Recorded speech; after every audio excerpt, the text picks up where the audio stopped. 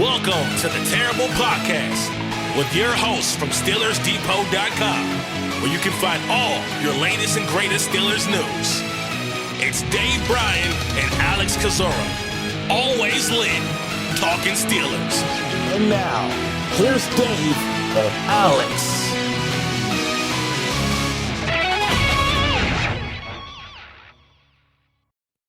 Welcome to the Terrible Podcast, Season 15, Episode 114. He's Dave Bryan. I'm Alex Kozora, SteelersDepot.com. Thanks for being back with us this Wednesday. Steelers Nation, Dave, heard from the big three of the Pittsburgh Steelers front office and Mike Tomlin, Omar Khan, and Art Rooney II this week during the league owners meetings down in Palm Beach, Florida. So got a lot to talk about today. More Aaron Rodgers discussion that will mix in some draft talks, some rule changes, and whatever other trouble we can get ourselves into as typical during the show. Dave, how you doing? Happy Wednesday, and hopefully we don't have to, people probably tired of a lot of this Aaron Rodgers stuff, but there was more obviously questions about his status and all the last couple of days. We covered a lot of what Mike Tomlin had to say, a little bit on the Omar Khan, and then obviously Art Rooney II spoke at the owners' meetings in Florida yesterday. So that means we're going to have to talk a little bit more about him. Art Rooney II seemed to be talking. What do you have? One of those magic 8 balls? Shake the magic 8 ball up and then answer some questions when it comes to Rodgers on that. We'll go over some of the answers that he had there, but the fact of the matter is we're still waiting for Aaron Rodgers. It sounds like the Steelers are willing to wait, but they're not willing to wait forever. And we'll get into some other stuff. I want to talk about some wide receivers in this year's draft class and talk a little bit about some Chris Boswell stuff later in this show, if possible, as well, too. Let's start with Art Rooney. And listen, I think I speak for Dave when I say we are as tired as talking about Aaron Rodgers as everybody else, but it is the main topic whenever you get to talk to Steelers ownership and to their general manager, really for the first time since the Rodgers saga and storyline began right around the start of the free agency period. So Art Rooney's comments, the most notable, I think, of all really Tomlin, Khan, and what Rooney had to say. He said signs are positive that Rodgers will ultimately land in Pittsburgh. Nothing done yet, of course. That they had a very good meeting 2 weeks back whenever Rodgers flew into Pittsburgh, and it was good to be able to meet face to face. But Rooney did say the team is willing to wait a little while longer for Rodgers, but not forever. And he admitted, Rooney did, that he did not envision it taking this long to land Aaron Rodgers. And so perhaps a couple of signs of being a little impatient and frustrated by this whole process. Instead of the old phrase of landing the plane like Mike Tomlin used, it's landing the Rodgers right now, I guess. What did he say? Signs. What was the exact quote that he used? He says, we keep hearing that he's headed in our direction. I'd say we feel pretty good about it at this time. Didn't envision it taking this long. Let's see, what else did he have to say about... Well, can I just stop you there? I just want to get your interpretation. He says, quote, we keep hearing that he's, I guess, headed in our direction, and so that seems to be all signs are positive so far.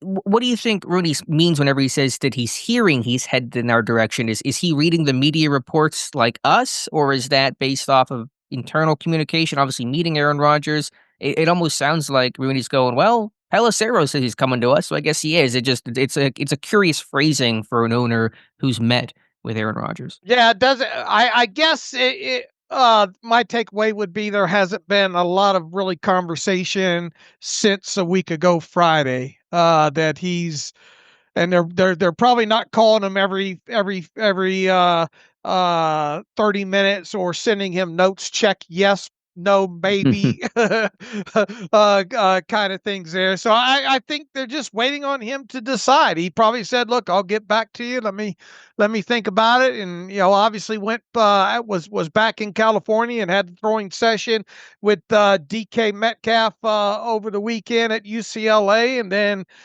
he said, well, that's I guess when he read those reports or went to his Instagram account or TikTok account and saw those and say, "Hey, that's encouraging." But I think that's what it is. I think it is. We're kind of seeing the same reports that everybody else is seeing, and we're optimistic and I don't believe that they're getting daily updates from Aaron Rodgers. I could obviously be wrong when it comes to that, but I do think that they're sitting and waiting and maybe kind of reading a lot of the major media and social media stuff that we're reading. NFL owners, they're just like us, Dave. And we Mm. should know we did get to, after our podcast Monday, a couple of photos, and one video came out of that Rogers and Metcalf throwing session at UCLA over this past weekend. That was from Alex Amen, a photographer based in Los Angeles, who captured those great shots. And I mean, it just was literally just them throwing some passes, and so there probably isn't too much to Zapruder analyze here. But did you have any a different takeaway actually getting to see some photos and snapshots of that workout as opposed to just hearing about it as we did early Monday morning? Well, first and foremost, I think there was just the one video, correct? And then Mhm. everybody's trying to look at that, make observations. I applaud that level of maybe analyst, but there's not enough there. How early in the warm up was this or throwing What are they session? analyzing? Because the throw was a Uh, little bit behind? Is that the yeah, and then not issue? enough zip on it, and kind Okay. of Aaron Rodgers just kind of they're trying to make a lot about his mobility. I think and just way too deep even for me. And Mhm. look, I applaud analyzing whatever video sometimes you can get a hold of it all. Uh, the fact that they knew that a photographer was there, right? They Well, I mean, they literally posed for a photo, so clearly right, they did. right. So this seems like it was more. Look, did the 2 want to get together and kinda take each other's temperature and see how they mesh together and that kinda stuff? Yes. Did each of them probably, uh, uh, need to get the motors running a little bit, and it was just more of a convenience thing on top of that? "Hey, you're out in California, I'm out in California, I'm looking to have a workout day. Why don't we get together at UCLA and throw the old pigskin around a little bit?" Uh that was probably it. But I do think it's a good sign that you have the Steelers, new high profile, expensive wide receiver, throwing with a guy that's thinking about a veteran quarterback thinking about signing with you.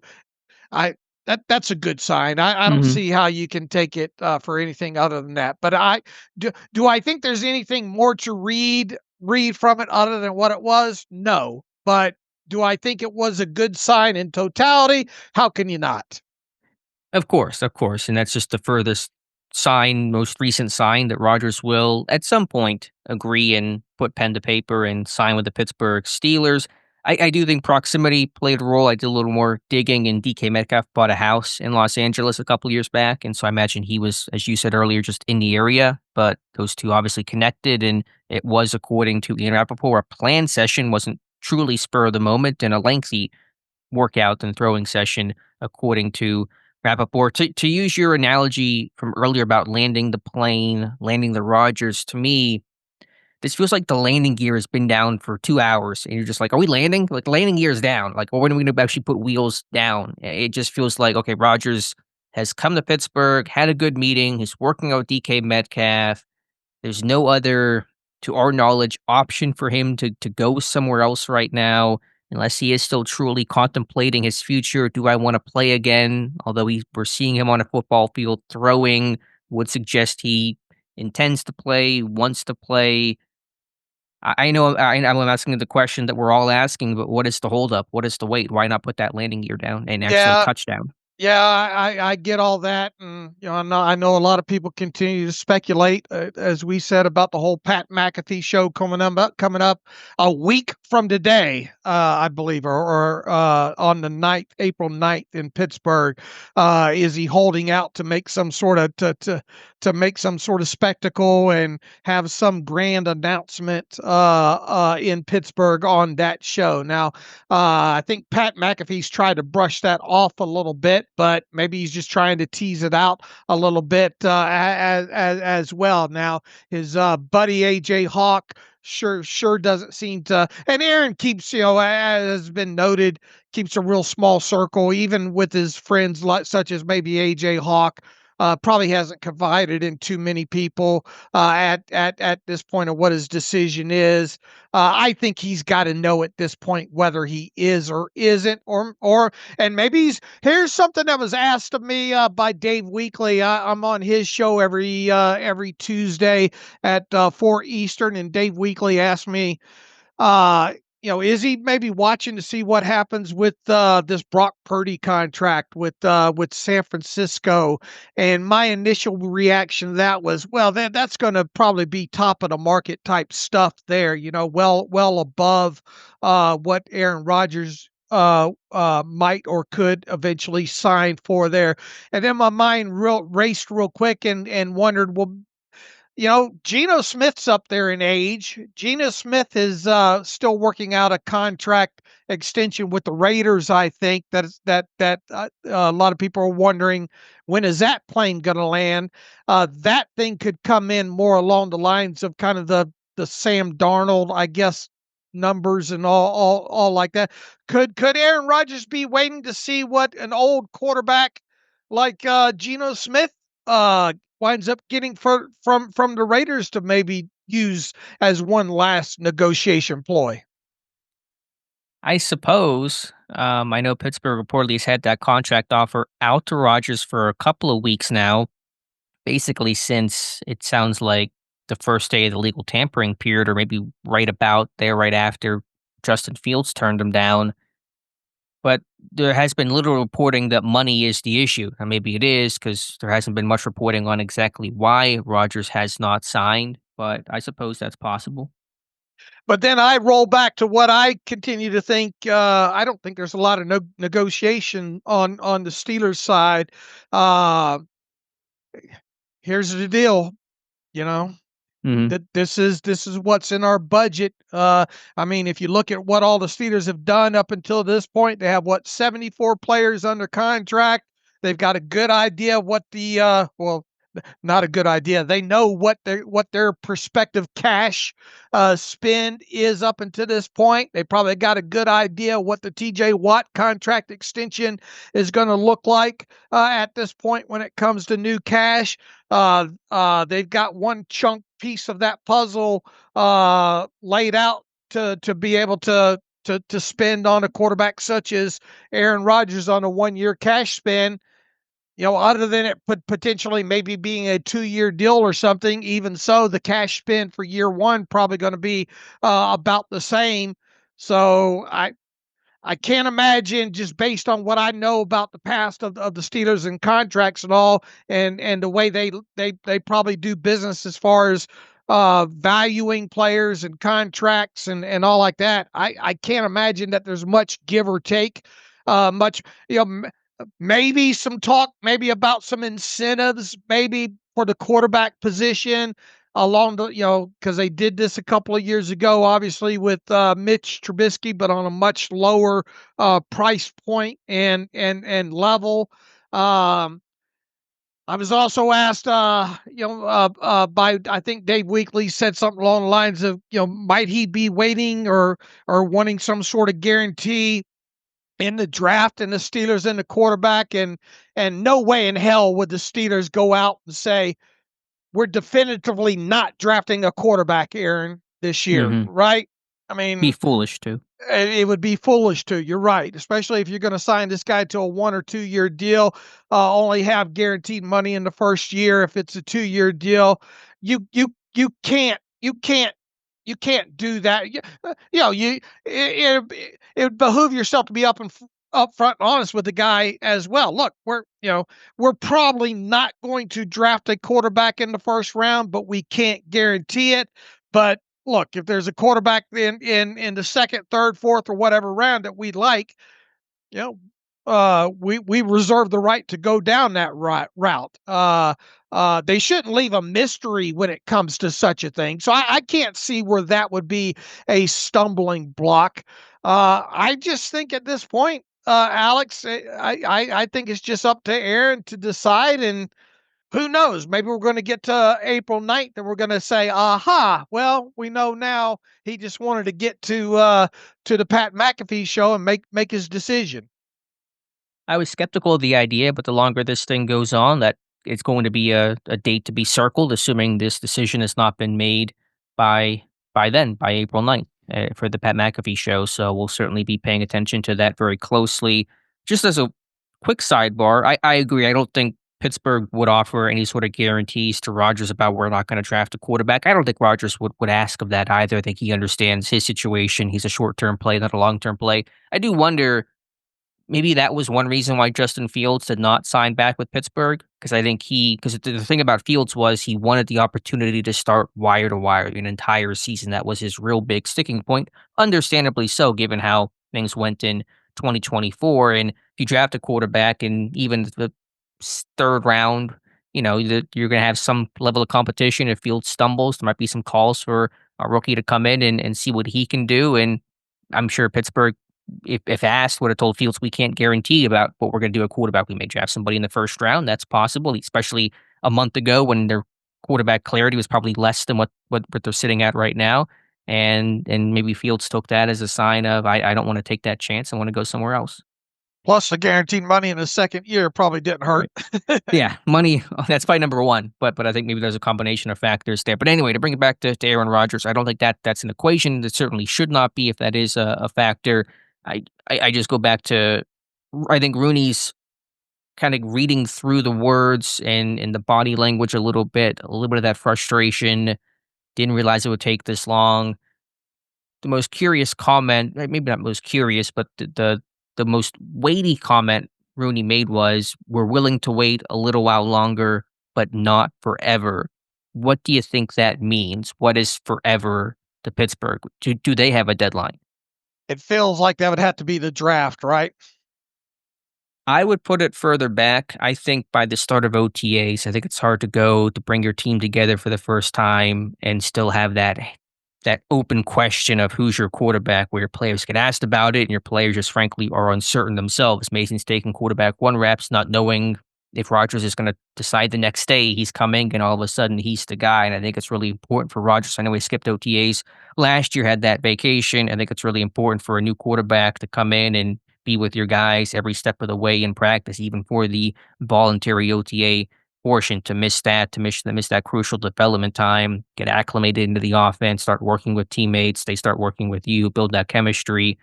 To me, that's my deadline. I'm not saying that's a team's deadline. That's where I would draw the line in the sand. On Rodgers gives him still another month plus to decide and do whatever he wants to do. I don't know if the draft has to be that deadline, though, because I think he can still draft a quarterback in the second, or not the second, but the third round. And, that's not going to change the equation too much. Could he be waiting just to see where maybe some quarterbacks end up in the draft and what teams end up?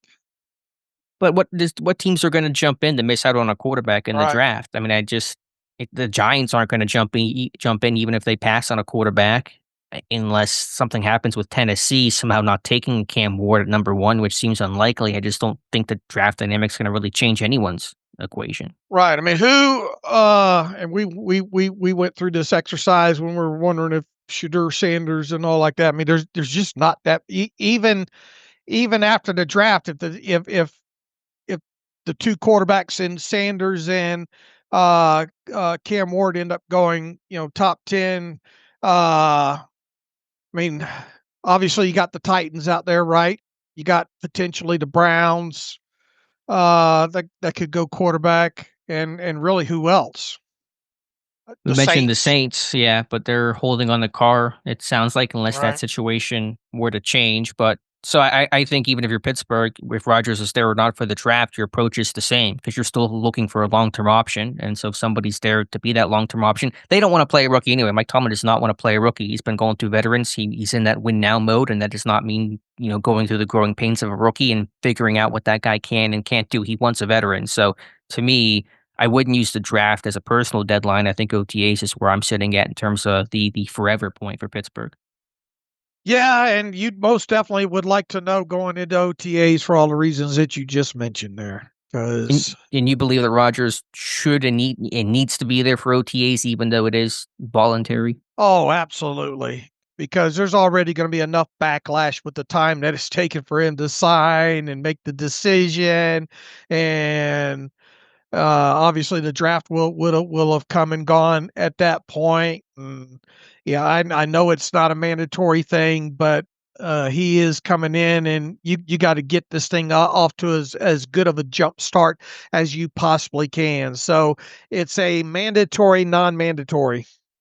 Agree. You don't get to be the new starting quarterback and take the reins of this team and also skip OTAs, the important starting point for the team building process for 2025. Because for Pittsburgh, that's when their season starts at OTAs. It's not September, it's not training camp. Their season for 2025 begins, whatever that first OTA date's going to be in mid May. And for Rodgers to not be there, I think would be really detrimental and a really bad sign of a guy that's not all in when Pittsburgh needs a guy to be all in, to be a leader, to be a face, and to start working with these guys to be as successful as you can be in 2025. And look, this offense needs a leader, right? Mhm. And the leader needs to get out of in front of everything and put whatever narratives or questions or concerns out of the way in those in that first couple of interviews after, not only after the introductory press conference, but maybe a couple of practices into OTAs. You can't have Mason Rudolph out there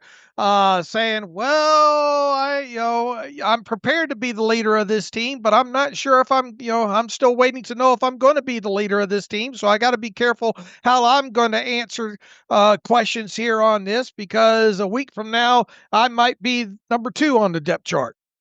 Sure, sure. So I think that's kind of where Rooney's comments are coming from. Maybe some of that latent, hidden frustration and just playing the waiting game. Omar Khan was asked about Aaron Rodgers, really had less to say. He's very much good at giving you nothing in terms of an answer. So talked about it's not ideal that the rebuilding the quarterback room for the second straight season, but I really don't think there was a whole lot of additional commentary or color in Khan's comments. Yeah, we were reading off some tweets, I think, in that show on Monday, wondering what else we would get out of him after looking at the transcript and all, and hearing some audio, and really not much more came out of that other than what we kind of rattled off the other day. I don't think. What else big from Rooney? Anything else on the Rodgers front? I think that was essentially it in terms of the Rodgers commentary from Rooney. Right, I agree. I think we beat that up from his side enough now. What else Well, notable? I guess he did talk about, had some good talks with Aaron Rodgers about Greenfield, and with Mike McCarthy being from the area. So, you know, there was some sidebar chat, I guess, along those lines that they had with Aaron Rodgers, but there's not much more to go down that rabbit hole. Yeah, to be clear, Rooney talked a lot of the positives. They had a good meeting. It was a good conversation. Rooney does feel like Rodgers will come to Pittsburgh. It's just really a question of when, less of a question of if that'll occur, at least in the Steelers' mind and in the mind of, I think, of most of the local and national media. But we continue to wait. So that's the update there.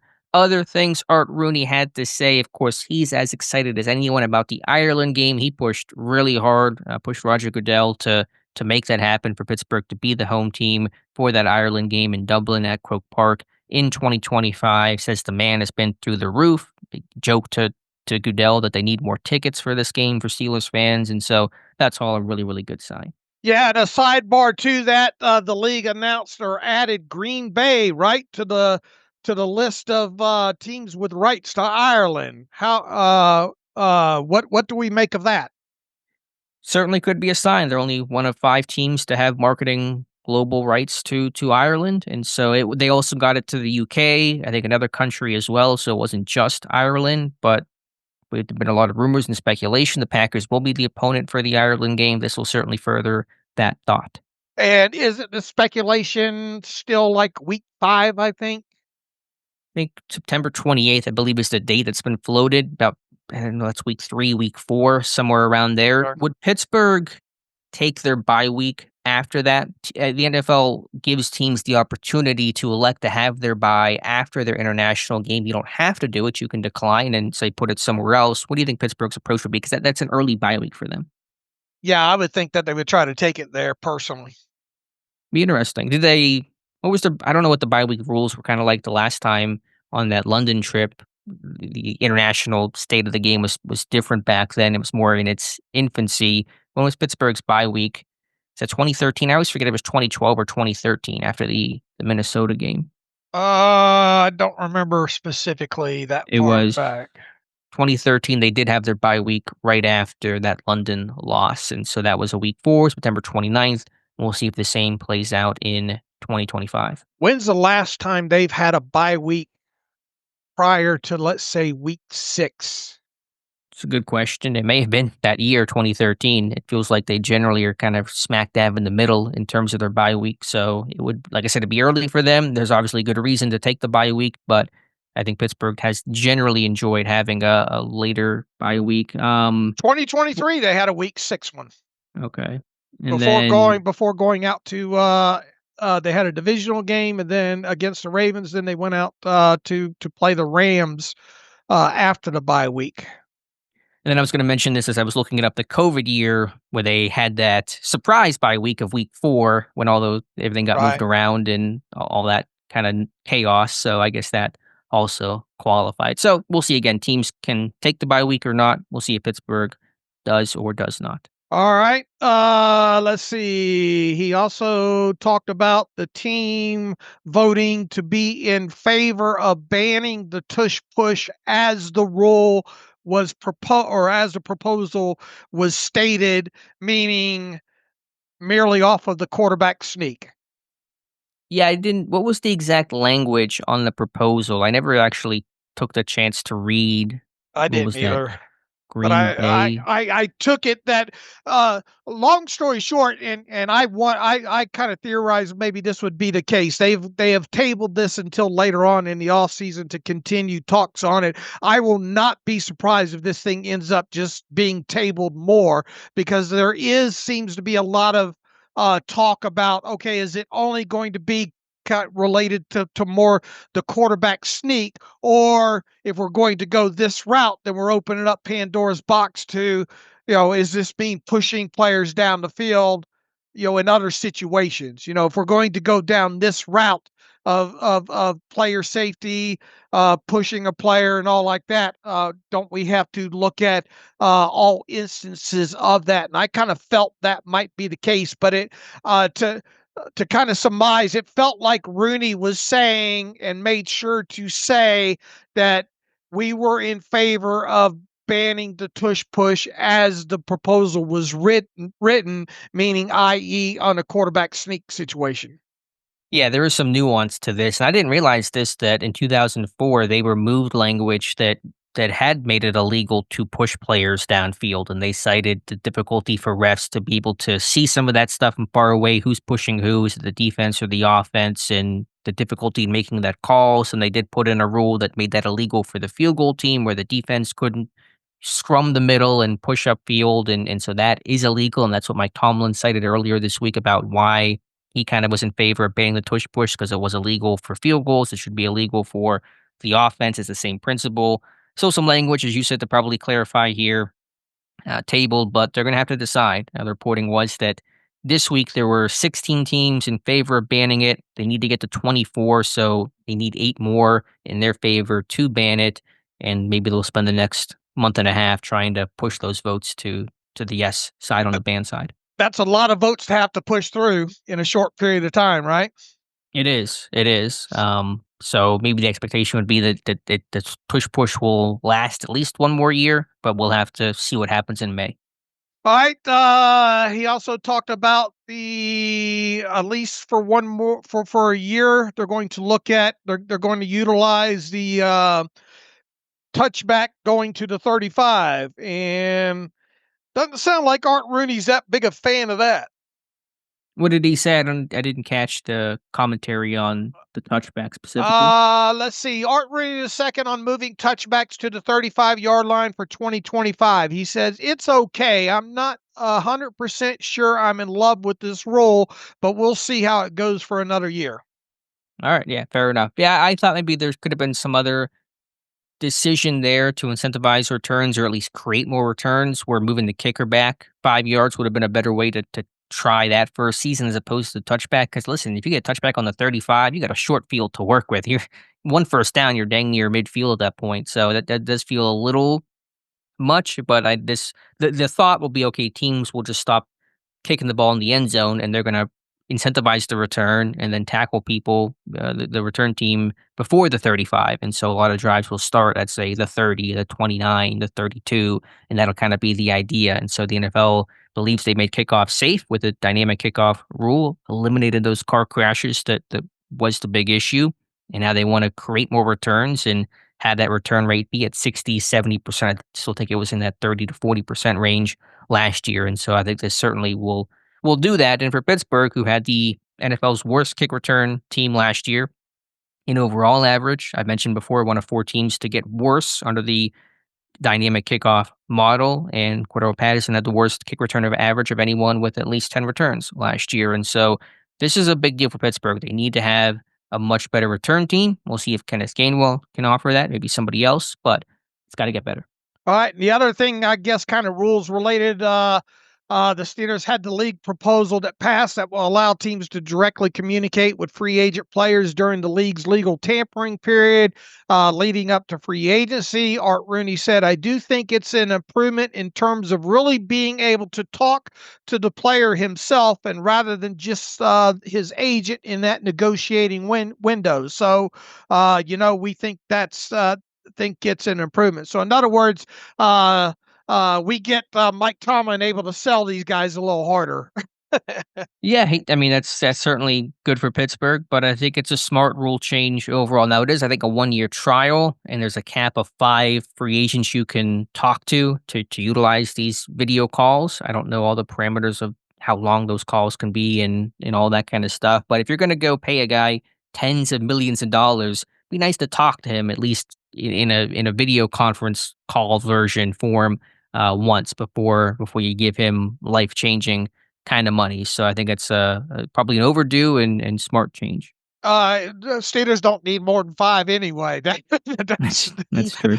And on top of it, it gives them an opportunity to tell them why they're not going to get guaranteed money past the first year, and why that's a plus. I just look at it more of, hey, we get Mike Tomlin and Cam Hayward or whoever else on the phone try to sell you on trying to come to Pittsburgh.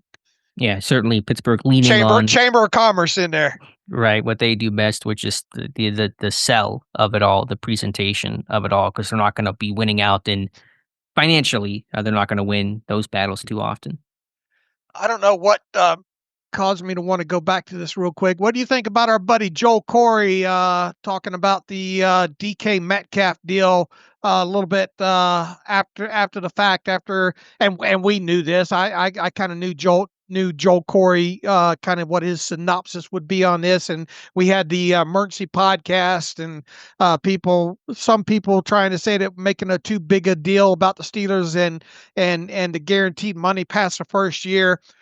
This is what Joel Corey wrote. He recapped. If you don't read, I know contracts are boring to a lot of you. We try our best to try to educate people as best we can about all facets of what NFL game and business and all along those lines. And everybody knows how enthralled I am about the cap and contracts and all like that. And when I come out and say it was a big deal, Alex and I both agreed this was a big deal from a precedent standpoint. Here's what, and back to Joel Corey, anything he writes contract related, even if it's not Steelers, if you want to learn more about this process and the cap, you should be reading this stuff over at CBS Sports. You really, I learned something almost on every article of his or some maybe financial fact that I did not know, but he wrote about a brief synopsis of the DK Metcalf contract. I don't know, about a week ago, I guess now. He says the Steelers didn't start giving traditional salary guarantees in veteran contracts until 2021, when all-pro edge rusher TJ Watt became the league's highest paid non-quarterback. He writes, another exception was made in 2022 when Mika Fitzpatrick's extension put him at the top of the safety salary hierarchy. A third exception was made with Metcalf. His first two contract years, 2025 and 2026, are fully guaranteed at signing. The final $20 million of the guarantee in 2027 is for injury only. So for that to be the highlight of what DK or what Joe Corey thought of DK Metcalf's deal after the Steelers traded for him, I think speaks volumes, and it backs up the importance of what we gave to it right after we learned the details of the DK Metcalf deal. So kudos to us, damn it. Yeah, we'll take our victory lap for that, and really you, because you're the lead guy when it comes to these contracts. But yeah, I mean, it's we talked about it. It is a precedent breaking moment. It's notable not just for the Metcalf deal, but really for Pittsburgh going forward. That Pandora's box has been open. I imagine agents realize that and will be looking to continue to pry and keep that door open with big money long term deals going forward. Real quick here, talking about the cap this morning, the NFLPA public salary cap page officially switched over to 2025. Nice. They, however, do not have the rule of 51 in place yet. So if you go to the NFLPA salary cap page right now, you will see the Steelers 13.136 under the cap, and you're probably thinking, what? Why so little cap room? That is because they are counting all 74 contracts in their accounting right now and not cutting it off at the rule of 51. However, my own accounting does square up with all 74 contracts.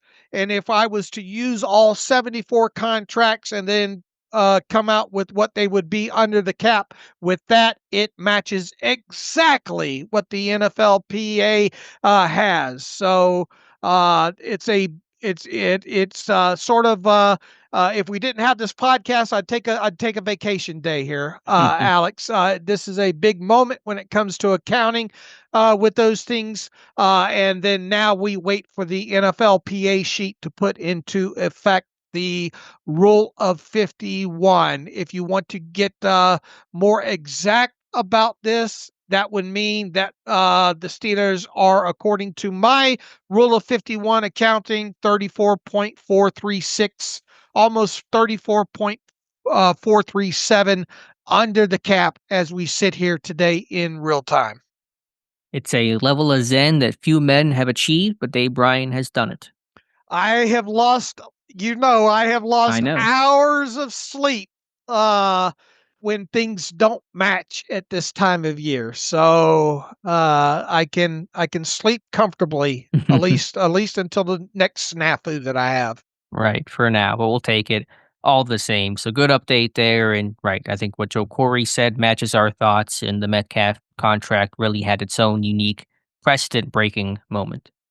All right, moving past, anything else about rules and The only other footnotes, and these are much more minor, the NFL did pass a rule where basically the regular season overtime rules will mirror the playoff rules, where both teams are virtually guaranteed one possession. It used to be last year, opening possession and overtime. If the team who receives the ball scores a touchdown, the game ends right there. If it's a field goal, other team gets possession. Now both teams will get a chance to have possession. The only exception will be if in some sort of crazy moment where team gets the ball opening kickoff, they use literally all 10 minutes of the overtime period and then score on the final play of that overtime frame. The opposing team will not get the football. But outside of that very, very rare moment, occasion, situation, that both teams will get possession in overtime. if you use all 10 minutes to go down in a possession and score however you score and the clock runs out, kudos to you. You deserve to win Yeah. win the game. Are you good with that? I'm good with it. I'm good with it, but I think there's a really important point to make. Will this lead to more ties? And I know no one wants ties in the NFL. It's a mess for playoff seeding. It's just ugly looking overall. So there was a proposal to make the overtime period the old 15-minute model that was shot down. It's going to stay at 10, and so I am actually concerned this is now going to lead to more ties, and no one wants that. Yeah, but they're trying to prep them for this 18-game season, so they wanted to cut some time off potential overtime games. That's my view of it. Yeah, I just think in general they just don't want. I know it's a player safety thing of having games go on that long, but anything that increases ties, I do get worried about. So I think going to 15 minutes wouldn't have been the end of the world. But I get the principle of giving both teams an opportunity, so I guess I'm okay with it. All right, here's something that we haven't talked about, and I didn't even realize it was up for consideration here.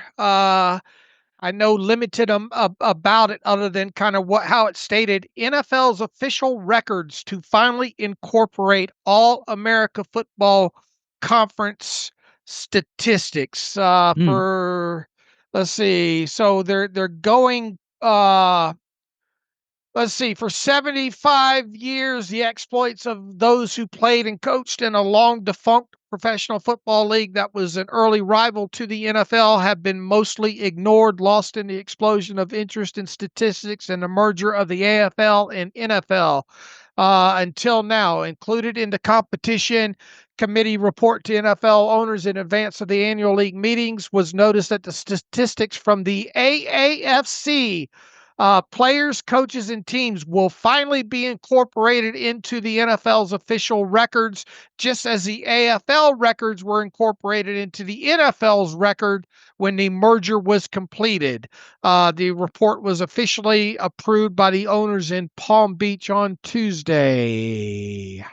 How That's do really cool. us how how do us nerds? I don't think it is cool, What? but anything that makes the Browns look better, I don't like. The extra autogram uh, stats that don't get counted. No, actually, honestly, I had and no the idea. championships, right? For the Yeah, Browns. so I mean, yeah, it won't be Super Bowl, so they won't be they won't be leading the Super Bowl tally. But yeah, I guess in championships they would. Uh, how do you feel about that? I honestly I did not even realize it until you told me, which I think it's really cool to honor that history, the impact that league made, and to recognize and celebrate some of the great performers like an Otto Graham before, that he counted over to the NFL side of the ledger. So I'm certainly in favor of it. How one of the questions I had, have you ever looked at some of those old game books? Those handwritten game books? I'm sure you've seen The some in the hand, past, yeah, I right? don't know if I've really thumbed through. I mean, I've done a lot of just research on the early days of. I'm a big pro football history, roots of football nerd in general, so I'm sure I've come across that kind of stuff. I just wonder how accurate some of this stuff is. Sacks. Mm, Well, sacks aren't going to count because they weren't an official recognized stat until 1982. So that's right. not going to the sack leaderboard is going to be one thing that's not going to change. Yeah, there's still some question, but you could say about how accurate were the Steelers stats in 1933, even though they were part of the Right. NFL. Was that super accurate? Probably not 100%. So it's the same. What does this do? Some old post on Steelers Depot now with rankings of some, uh, I obviously we're not going to go back and change that stuff, but I mean, ha, I just wonder how we're going to handle this moving forward. I mean, it functionally is not going to change anything and noticeable. It's not. There's not going to be a new passing touchdowns leader mark or anything like that. Some stats will change, obviously, but it's only going to be recognizable to the people that go looking for that information. Well, do the Browns fans now stick their chest out and say we have, will still be divided as not, I don't want them running around thinking they've got Super Bowl championships now, which they technically don't. But Yeah, it's not changing Super Bowl standings. I mean, I don't care what Brown fans what they do. did you see what Scott Kaczmar wrote Mm-mm. about this the other day. No. He says, where do you have here? Not that he's the end all do all. I wish I could find out what he wrote about this the other day. I'll find it here, but he says this is real? Question mark. So we're supposed to acknowledge the Browns pulling off a 5-peat in 1946 to 1950 now. He says, not a fan of this at all. There were valid reasons to keep them separate for over 70 years. It wasn't the NFL, he tweeted. Now, look, this is one man's opinion here, but Scott's, uh, as big a statistical historical nerd as there is. Mhm. Yeah, I mean, I don't see what's wrong with being able to really recognize and celebrate the Browns' historic streak. Back then it was. And would they play like 10 straight championship games or something like that and won a bunch of them? So I don't really see the issue. I don't think materially it's gonna change too much. No one's gonna call the Browns the greatest dynasty of all time or anything like that. So I don't know. I have no problem with recognizing history, appreciating what those guys did, and recognizing that in a more official manner. Here's something else from Scott on his Twitter. Did you know Jif has a peanut butter and chocolate flavored spread? Nothing surprises me when it comes to food marketing. So did not know, but not surprised. That sounds good. And I'm not one that likes new products and all like that. But anyway, just trying to add some color to all this. But I did not I did not know that was even something that was on the table and until yesterday, and here we are. So anyway, I didn't know that either. So I'm glad you brought that to my attention. I hope and wish the NFL would recognize the sack totals that outlets like Pro Football Reference have compiled pre 1982 that I think are pretty reliable and pretty well researched and tracked out, and that would honor guys like Deacon Jones, who coined the term sack, and yet his sack numbers do not count, are not recognized by the NFL. There's an irony to that, and I think the NFL needs to address that next. how far back do you think they have complete seasons of full games of video? The NFL itself, probably pretty far back. I mean, when PFR did their sack study, I think they're pretty much 100% in terms of reliability and full sack totals into like the early 60s, I believe, and then maybe gets a little 95% from there. But So but I think I they're right. but I realize they might have the game books, but I'm talking like full game video of full seasons. I don't know for sure. Probably at least since the 70 merger, and then before then, I don't know if they're 100% categorized, but that'd be my guess. Seems like there's a if you had that, there's something that you can. The NFL is all about making money, right? The NFLPA and all like that. Why wouldn't you? I know you would. I know most wouldn't. I would love to get my hands on full games pre, at any, any given as far back as you'll give them to me. Yeah, Dave, you don't have to twist my arm to get them to do that. I know we're both on the college football should have an all 22 service train, and I'd love to see that happen someday. Maybe it will, maybe it won't. So, more information, the better. I think being able to, you know, like I said, honor, recognize that the history of the NFL in every possible way, and probably better than what the NFL has done in some respects in recent years, is a good thing. So, I'm always in favor of that. And about that college all 22, what do you think? Do you think we will get that at some point? And why hasn't with NIL and all like that? Why haven't what's a holdup in that? Do you purely speculative? We don't know a lot about how all that works. On that financial side, but isn't there money to be made by conferences? At least conferences having kind of a revenue share of platform of all 22. Sure, there's money to be made there. I don't know how big that pot is. It is for a certain specific subset of people. But I would say the issue is coaches' paranoia about all the tape being out there all the time and them being more open for criticism. The more that the tape is out there, the more amplified that can be. And I think it's certainly an issue of coaches being concerned about all the goods being shown. Coaches being concerned about public consumption, No, or public criticism, and then also just having all their tape out there. I don't know exactly how the NCAA does it, but there's still can be some difficulty in terms of trading tape and some kind of within conference only and not distributing it out to every team in college football. So there's probably some detail logistics to work through there. you're telling me that a coach at Jackson, that I, any college team should be able to get a. They're not trading the old reels these days. No, yeah, I don't know. Yeah, I don't know exactly how it is, but there's been some of that stuff from the past about trading tape, and obviously, if you're a coach at a power program, you're going to get tape on anybody if you want to, if you can't get it conventionally, you're going to get that information. But there has been some of that kind of stuff over the years. Is all I'm talking about. You know what? I'd like to get maybe when it comes to the old NFL tape and all like that, maybe tweet Greg Cosell and find out because he's in that he almost lives in that NFL films room, right? I wonder how far back they actually do have the full games and what uh I love that old black and white stuff, man. I love it. And and the older I get and probably the further that whenever the time comes that I get away from doing more of I guess being retired more or trying to be retired more, I'd like to sit around and watch some of that old 60s and 50s footage, full games.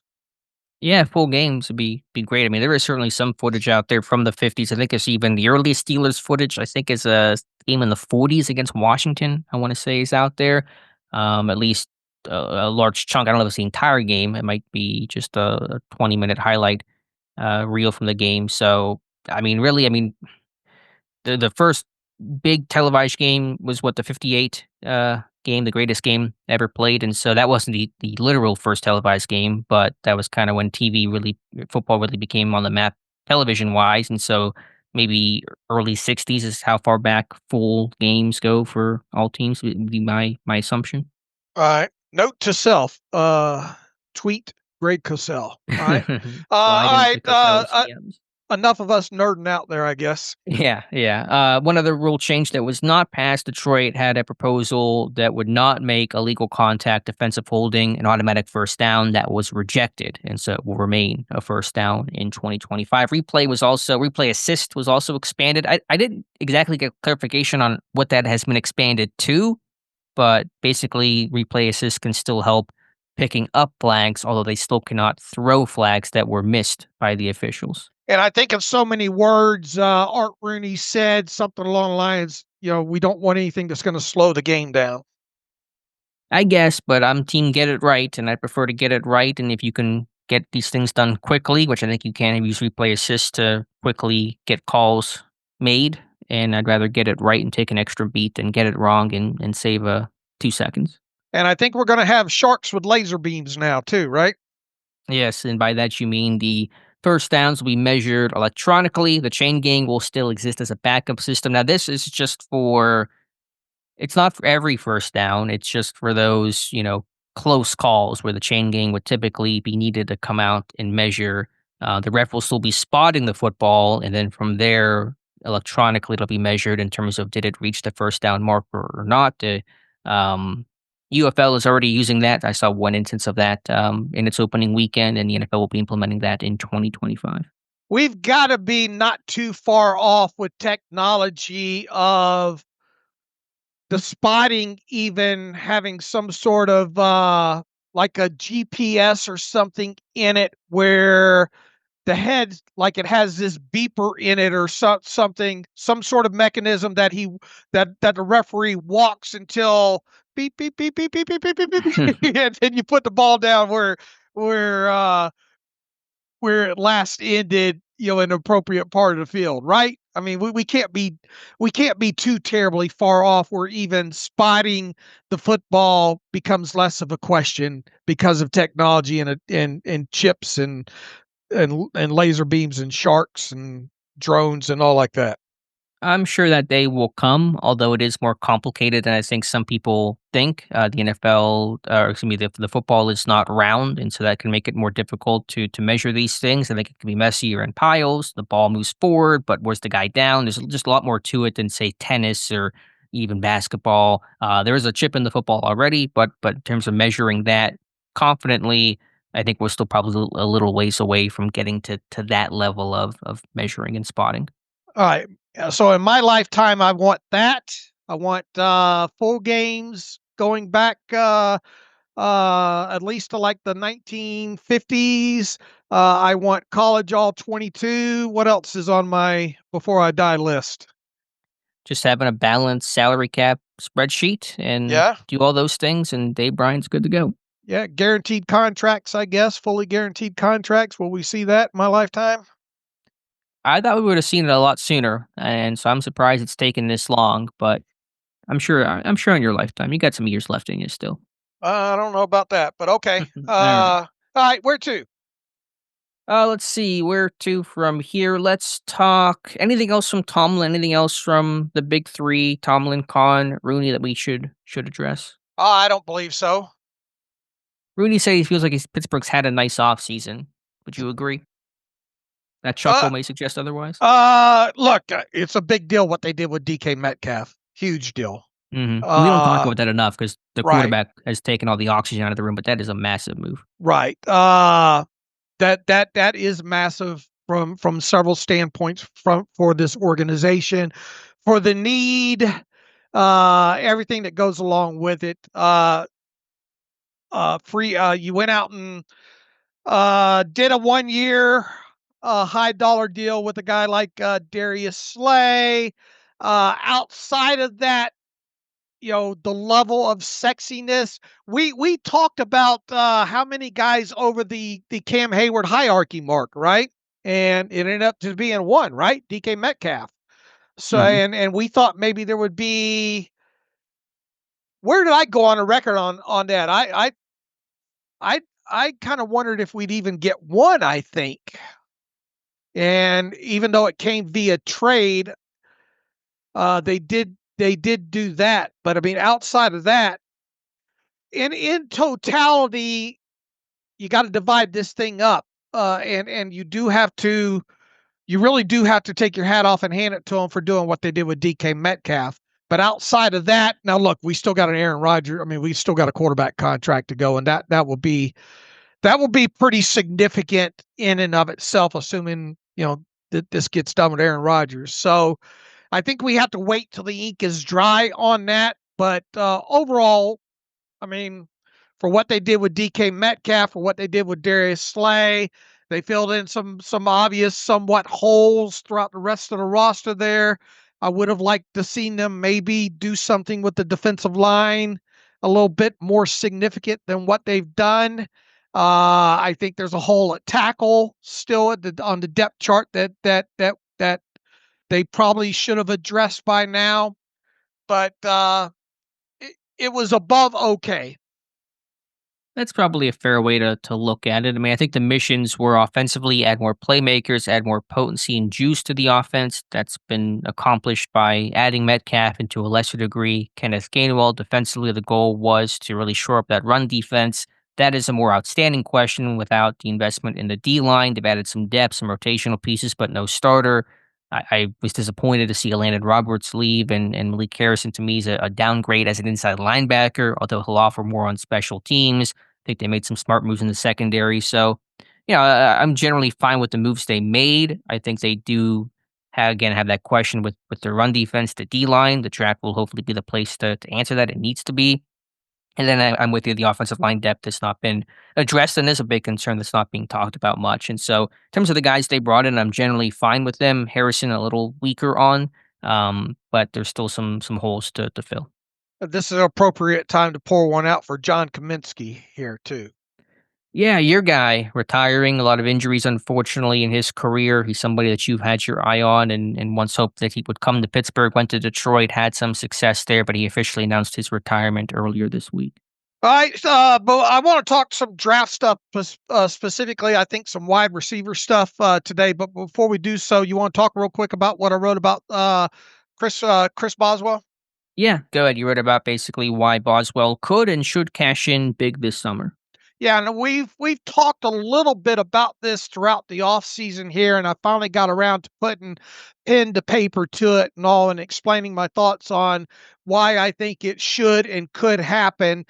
We talk about Chris Boswell currently, if you're looking at APY and new money average and all like that, is the 13th highest paid kicker in the NFL right now in new money average at 5 million. Harrison Butker for the Kansas City Chiefs is technically the highest paid kicker in the NFL with an APY of 6.4. So it's not like Boswell's off that from a huge standpoint, what, $1.4 million, but there are what I guess there'd be 11 other players in between him and Butker. Chris Boswell, agree, or you would agree with this, arguably the best kicker right now, or at least coming out of the 24 season in the NFL? Yeah, I thought he had the best season of any kicker in 2024 and is right up there to be called the NFL's best kicker presently. All right, and unless the Steelers change some precedent here, Boswell's still under contract through the 2026 season, so it doesn't uh, it doesn't feel like they're going to sign him to an extension. And on top of that, Boswell, how many years does Boswell have left, and everything that goes along with that? It would be I'm not going to say impossible, but it would be a bit surprising if Boswell got a right out, contract extension this summer. You would agree, right? Agreed. That's one precedent that has not been broken. Could it be? There's been a couple of them broken this year, but I would not expect them to use their emergency, hammer to break that glass on a kicker as good as Boswell is. Does not feel like that's the guy you want to open up Pandora's box on. All right. So how do you go about properly rewarding a guy like Chris Boswell, uh, well deserving of a reward for 2025? In other words, and not give him an extension. How do you rectify all this? And as I've stated a couple of times this offseason, you put more cash in his pocket for 2025. And I finally broke down the cash, what each of uh, uh, the other players, the other kickers in the league that on paper are higher paid by APY. I went and pulled their what each of those kickers are set to earn in cash total for 2025, and a good bit of them are set to earn more cash in 2025 than Chris Boswell is. Also, Chris Boswell has no guaranteed money in 2025. He's set to earn $3.12 million right now in 2025. Long story short, what I think that the Steelers should do here is either pull money ahead, well, combination, maybe a couple of things here. Pull what they can from 2026 that he's on the books for, and that's $3.12 million. Now they can only pull so much because they got to keep his base salary at what the league minimum would be. So I think there's like $1.82 million of that $3.12 million in 2026 that they could pull ahead to 2025, but that even leaves a little bit of a shortcoming there if you want to put him in cash, other than he would be second place in cash behind Brandon McManus. Now, Brandon McManus just signed a new deal this offseason. That's why he has a cash payment of $7 million due in 2025, but even $600,000 of that is tied to roster bonuses, per game roster bonuses, and workout bonuses. So I think at the very least, beyond him, Evan McPherson is of the Bengals is set to earn $5 million in cash in 2025. and he would be the highest cash earner outside of Brandon McManus, who once again signed a contract extension earlier in the offseason here. I think a fair thing to do with Boswell would be to get him to at least $6 million in cash in 2025. You either pull some money from 2026 to do that, then give him a small additional signing bonus of, let's say, at I think $1.04 million, or you just give him a larger signing bonus and don't touch the cash in 2026 that he's scheduled to earn to get this accomplished. This is if you want to talk about a little bit of precedent here, you go back to 2016 when the Steelers pulled money ahead for Antonio Brown to help pacify him. I think you do something along the lines when it comes to that. I think you have to do this as an organization. You don't have to, but I think this is a right thing to do. You can do this by only slightly increasing Chris Boswell's cap charge for 2025. I just think this is a right thing to do. I'm not going to guarantee that this is going to happen, but on the flip side, when and if this does happen, and I hope it does, remember where you learned about this from. No, I think it's really well laid out by you. As you said, you don't have to do it, but it is the right thing to do right by Chris Boswell, coming off not just a great season, but I would say a historically good season and the best kicking performance by a Steelers kicker in NFL history. Now, granted, kickers get better with time, and of course, kickers kick better now than they did in the 1970s, but even relative to the last decade or so, Boswell's numbers were fantastic in terms of points scored and overall field goals, tied for the second most in a single season in NFL history.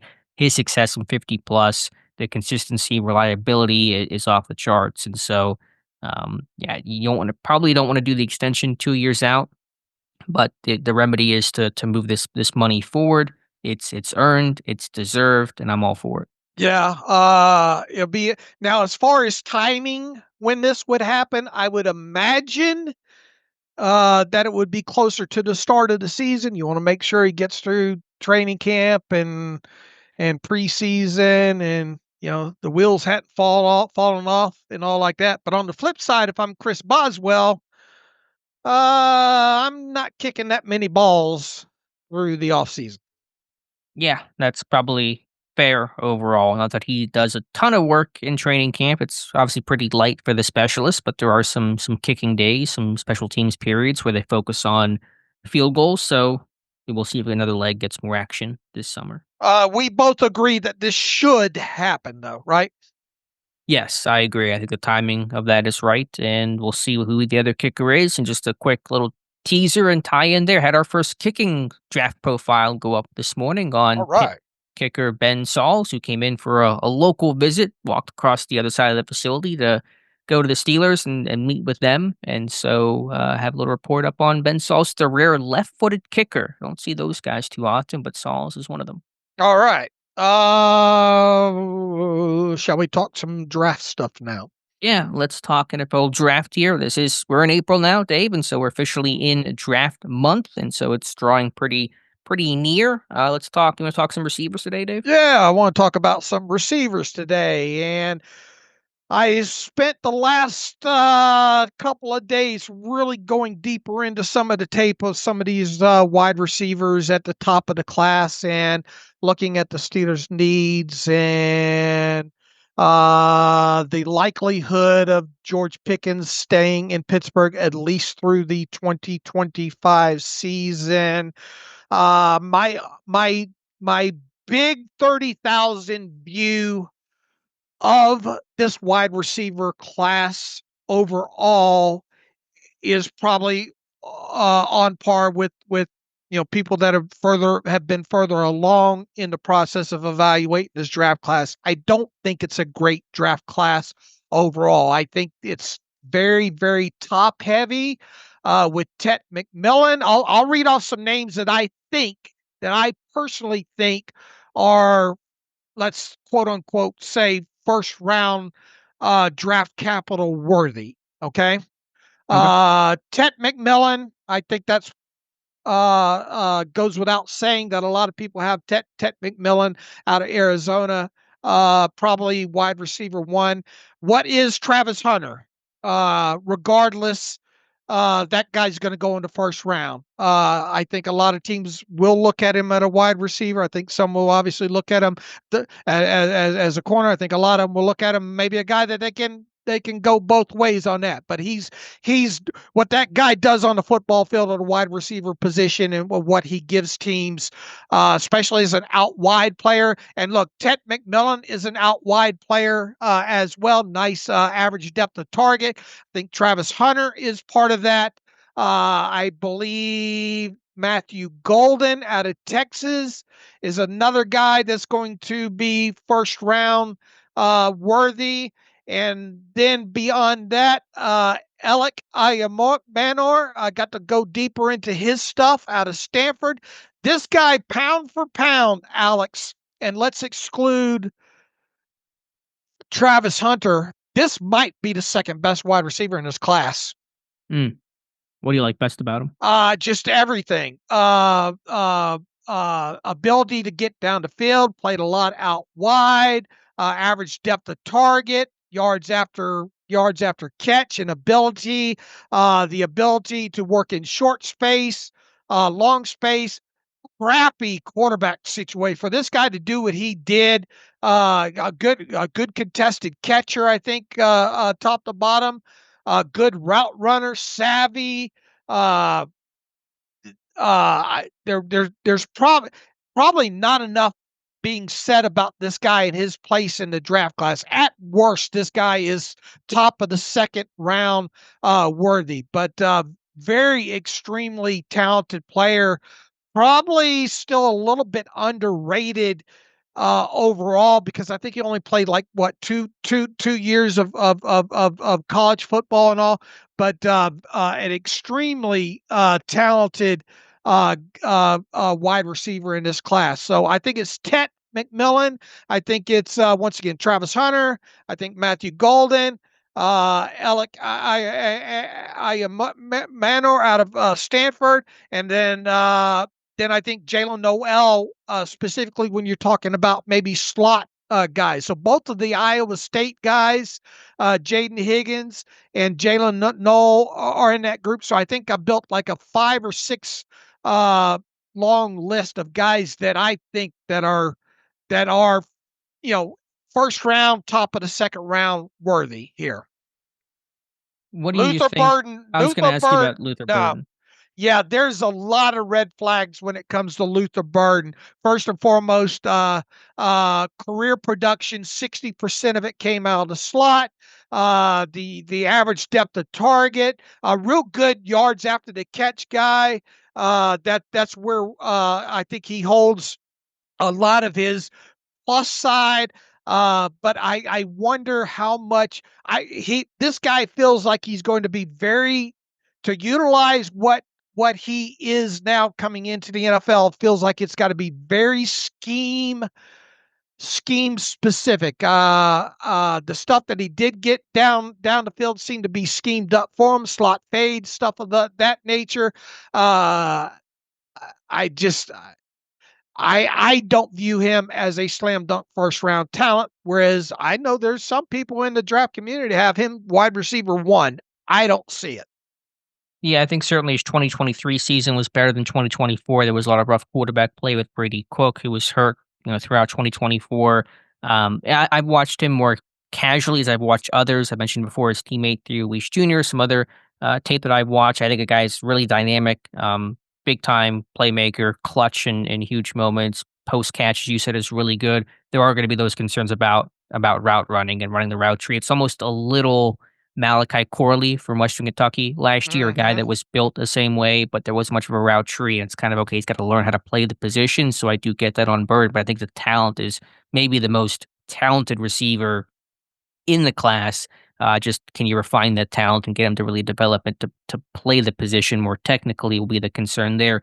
On Tetairoa McMillan, it's a guy that, I liked his tape. Obviously really productive. He's got the size. He's not true linear kind of a guy. There is some fluidity to his game, some smoothness to his game. I just didn't know, like, as a guy that's being conventionally thought as a top receiver in this class, maybe we've been spoiled by other classes like last year's, but is he truly a number one playmaker that'll dominate and the whole offense can run through him, the whole passing game goes through him? I didn't see that. I didn't see a guy that was strong enough, contested situations. I didn't see a guy that was a superb route runner. I know he's a bigger guy, but to be number one in the class, you really can't have any clear deficiencies. He didn't run that great at his pro day in the 4.5s, which was about what was expected, but it's not gonna, go crazy or anything like that. Also a guy that frankly just has to play with a new quarterback. His guy in Arizona was his high school quarterback too. And so they probably had a chemistry that'll have to, obviously any receiver has to adjust to a new quarterback at the NFL level, but I think McMillan's situation is a little bit unique and different. So I gave him a low first round grade. I did kind of like Burden more on tape when I watched him more casually than when I focused in on McMillan with the Stanford receiver Aya Manor. The concern I have are injuries. He's got a long history of knee injuries. He had a PCL tear in high school. He tore his ACL, MCL early in his Stanford career. He's had some other abdominal and other injuries throughout his career, and so there's kind of a medical concern on him. And so I think that's kind of where you're worried at. But he's a big guy. He's one of the best blocking receivers in this class. What about Dave Emeka Ibuka? You didn't mention his name from Ohio State. He's obviously been connected with Pittsburgh quite a bit. They had dinner with him before that Buckeyes pro day. Where does he fall on your list? I certainly don't have him as a first round talent. He was predominantly throughout his college career used in the slot. I think 73% of his career production came out of the slot. His average depth of target. He's not a guy that's going to consistently win deep for you. He is a good yards after the catch type guy. He is and you kind of wonder about how he through all those good wide receivers that have come through Ohio State, it always seems like he was second fiddle to whoever, and that his production was a byproduct of some attention other guys were getting throughout the time there. And he's played with some good ones there at Ohio State, right? This feels like he's more of a high side, very good wide receiver too in the NFL. I don't view him as somebody I would want to invest first round capital on to be my guy, especially with most of his production coming as a slot. I view him as more of a second round prospect for teams that are needing a very good slot player. Yeah, I think the question about Ibuka has been what is his ceiling, and ceilings and floors can be dangerous conversations because sometimes the guys you think are safe aren't safe, and the guys that you think are boom busts maybe fall somewhere in the middle. But there is a kind of a question again: is he a number one where you run your passing game through him? And I don't know if he's quite at that level. He's more complementary, as you said, more number two. But you could also argue that yes, he benefited from having guys like Marvin Harrison Jr. and Jeremiah Smith around him, but did that overshadow him? And had he been on a non-Ohio State team where he could have truly been the guy, would we be talking about him more? Would his numbers been even better? And he left Ohio State as the all-time leading receiver there. So I think it works both ways on the room standpoint. He benefited from being in those one-on-one matchups, but also had he been on a different school or been truly the number one receiver in his own offense, then his play, his production would have been even better. Do you think he's first round material? I didn't write the report. I didn't put an official grade on him. I would probably say no under this standpoint of if I'm drafting a receiver in the first round, my criteria is he's got to be and have the potential to be a number one. Where, like I said, you design the pass game with him in mind as your top target, and I don't think he's quite there. So that does not meet my round one criteria. All right, I would agree. What are your thoughts on Trey Harris out of Ole Miss? Pittsburgh certainly done their homework on him, having Zach Azzani down there. Big guy. The question will be about just open field speed. Does he play fast? It seems like it's average speed overall. So is he one of those guys that's big and physical and wins with those tools in college? Can that translate to the next level? And so I think that's kind of the big concern about Trey Harris is just overall his athleticism. Can he run and win in the open field? I would agree, and I think he is a guy that can stretch the field.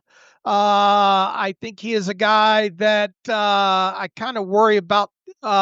He's not super twitchy overall. I think there's a lot to be desired as far as the route running goes and all like that. I think some of the stuff was manufactured in that offense. Lane Kiffin does a great job of scheming guys open. The other thing with him is kind of the production overall in college. And what else did I have on him? Where was he in games against more prominent schools? It seems like most of his games came against bigger games came against lesser competition, I think. Mm. Okay, yeah, I didn't look into that in the box score. What were kind of his best games of last year, productivity wise? Was it against non-SEC teams? Try to pull it up real quick Yeah, and I'll and pull it up. and look at his production.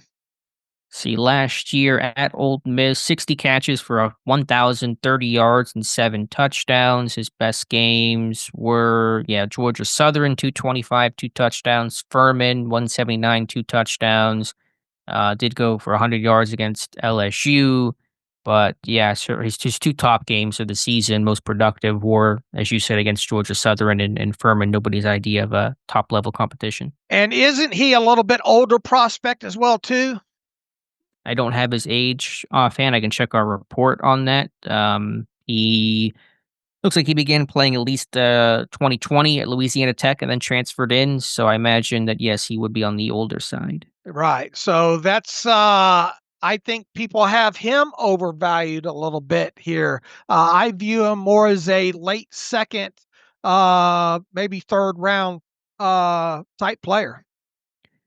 Any other receivers to talk about, Dave? About Savion Williams from TCU. Pittsburgh's done their homework on him. He's got a lot of those Debo Samuel comps as a runner, receiver. It's a little maybe Luther Burden like as he played the position, but there's some versatility there with him. I have not. That's the one guy last night that I did not get to in Savion Williams that I want to watch. I think another little bit older guy. I think primarily used on the outside. Had a nice, a little bit above average depth of target at 10.4 yards after the catch looks fine there. The yards per game with him. Now, obviously, got to look at the school he played for and the quarterback and all like that. The production, where was the production overall when it comes to a player like him? So he is one of the guys maybe in that top, I don't know, 12, 13 players in this class that I got to do my homework on. All right. Any other receivers you wanted to talk about? I almost wonder, and I did not get to him either, Antwain Wells Jr. I almost wonder if him and Dante Thornton Jr. out of Tennessee might be the best value guys in this draft for what the Steelers need and could be looking for in this year's draft. Both of those guys played outside. Both those guys had nice average depth of targets. Both those guys really good yards after the catch. Thornton's production obviously did not have a lot of catches, so you got limited overall production from the college career. I've watched more of Thornton than I had. There's not a lot to watch of Thornton based on what he's done and all like that. What Zach Kazani was at Ole Miss, right? Yep. Zach Kazani was at Tennessee, right? Mm-hmm. I think that those two players might be, as far as value goes in this draft, as far as what the Steelers could potentially be looking for in this year's draft. Those two guys might be the guys to pay the most attention to when it comes to the Steelers drafting a wide receiver this year. Yeah, I like it. I think they're similar guys. I did the report on Thornton, really watched him up close and personal, and I mean, talk about a guy that is a true speedster, a true height, weight, speed type of player. His ability to stack and blow by these guys is really impressive. It's a little, in that narrow sense, a little DK Metcalf like in terms of just being able to have that pure burst in second gear and that speed that is rare for a guy of his size. Now, is he, as fluid and as dynamic, and his route tree was super limited, obviously. And so those are the big concerns there. He had more drops than you would like, but he's a good blocker. I think he certainly checks the hallmarks and kind of those basic foundational things Pittsburgh looks for: big, explosive in terms of vertical ability, the blocking ability, and just a playmaker, and Pittsburgh's looking to add nothing but playmakers for their offense that has been missing them for too long now. Jack Betch is another one, the TCU wide receiver that I was able to watch some on. Kind of a mix of a slot out wide. Looks like most of his college production, however, was in the slot at 55% versus 36% outside. An average depth of target 10.6. Good after the catch, physical guy, very smart, very crafty route runner, probably the smartest as far as uh, plan, uh, overall route runner effort. Gives you a lot of effort on every play. Uh, Kind of guy in this draft, but where is the where is the where is the deeper production with him? Seems to be probably a guy that more utilized in the slot more so than outside in at the NFL level. I'm having a hard time kind of slotting him overall in this class. I think he's slam dunk off the board by the end of the third round. But you're getting he's a football player. I know people hate to hear that, but that's where I am on him. Someone's going to get a very, very talented player in him. I'm curious how he would fit in with the Steelers. Yeah, there's going to be some slot attractiveness there, I'm sure. On the downfield ability, I think back to that one play in the Senior Bowl, he had a really good week down there, and that's kind of where he caught a lot of attention. Obviously, also in part of his brother's tragedy and Right. that New Orleans attack where his brother was killed, but had that Senior Bowl catch from Jackson Dart downfield and kind of adjusting back to the football. So he's a guy that tracks the ball well, can make those tough combative catches, and didn't run. I don't think he ran throughout this process, and some of that was kind of a curiosity with him. What is that play speed, or at least the time speed? But a guy that certainly was really productive and had that great Senior Bowl week. All right. I've gone through the most of them that I've watched. I want to watch Torrey Horton. What can you tell me about Torrey Horton out of Colorado State? Yeah, not a lot. We have the report up on him. I think that was maybe Steven or somebody had written that on him. I'll see whatever he had on Horton. Just a quick note while I pull that up on Dante Thornton. Just the one other thread to pull on him. There is an injury history, and that was kind of the concern. And one reason why his productivity was so low, I have him down for broken collarbone in high school, end of his junior year, hamstring injury in 2023, ruled out for the season in November with a leg injury. 2024 had upper body injuries November 9th, November 30th, lower body injury December 21st, had a knee injury early in the season. So there's just a bunch of like smaller nagging stuff with Dante Thornton that is a concern. Do we have the report even posted on Thornton or on Horton yet? Let me double check if it's even up. I thought we had it in the hopper. I want to watch these next. By the time we get to you being back on Monday, I want to have watched Horton more.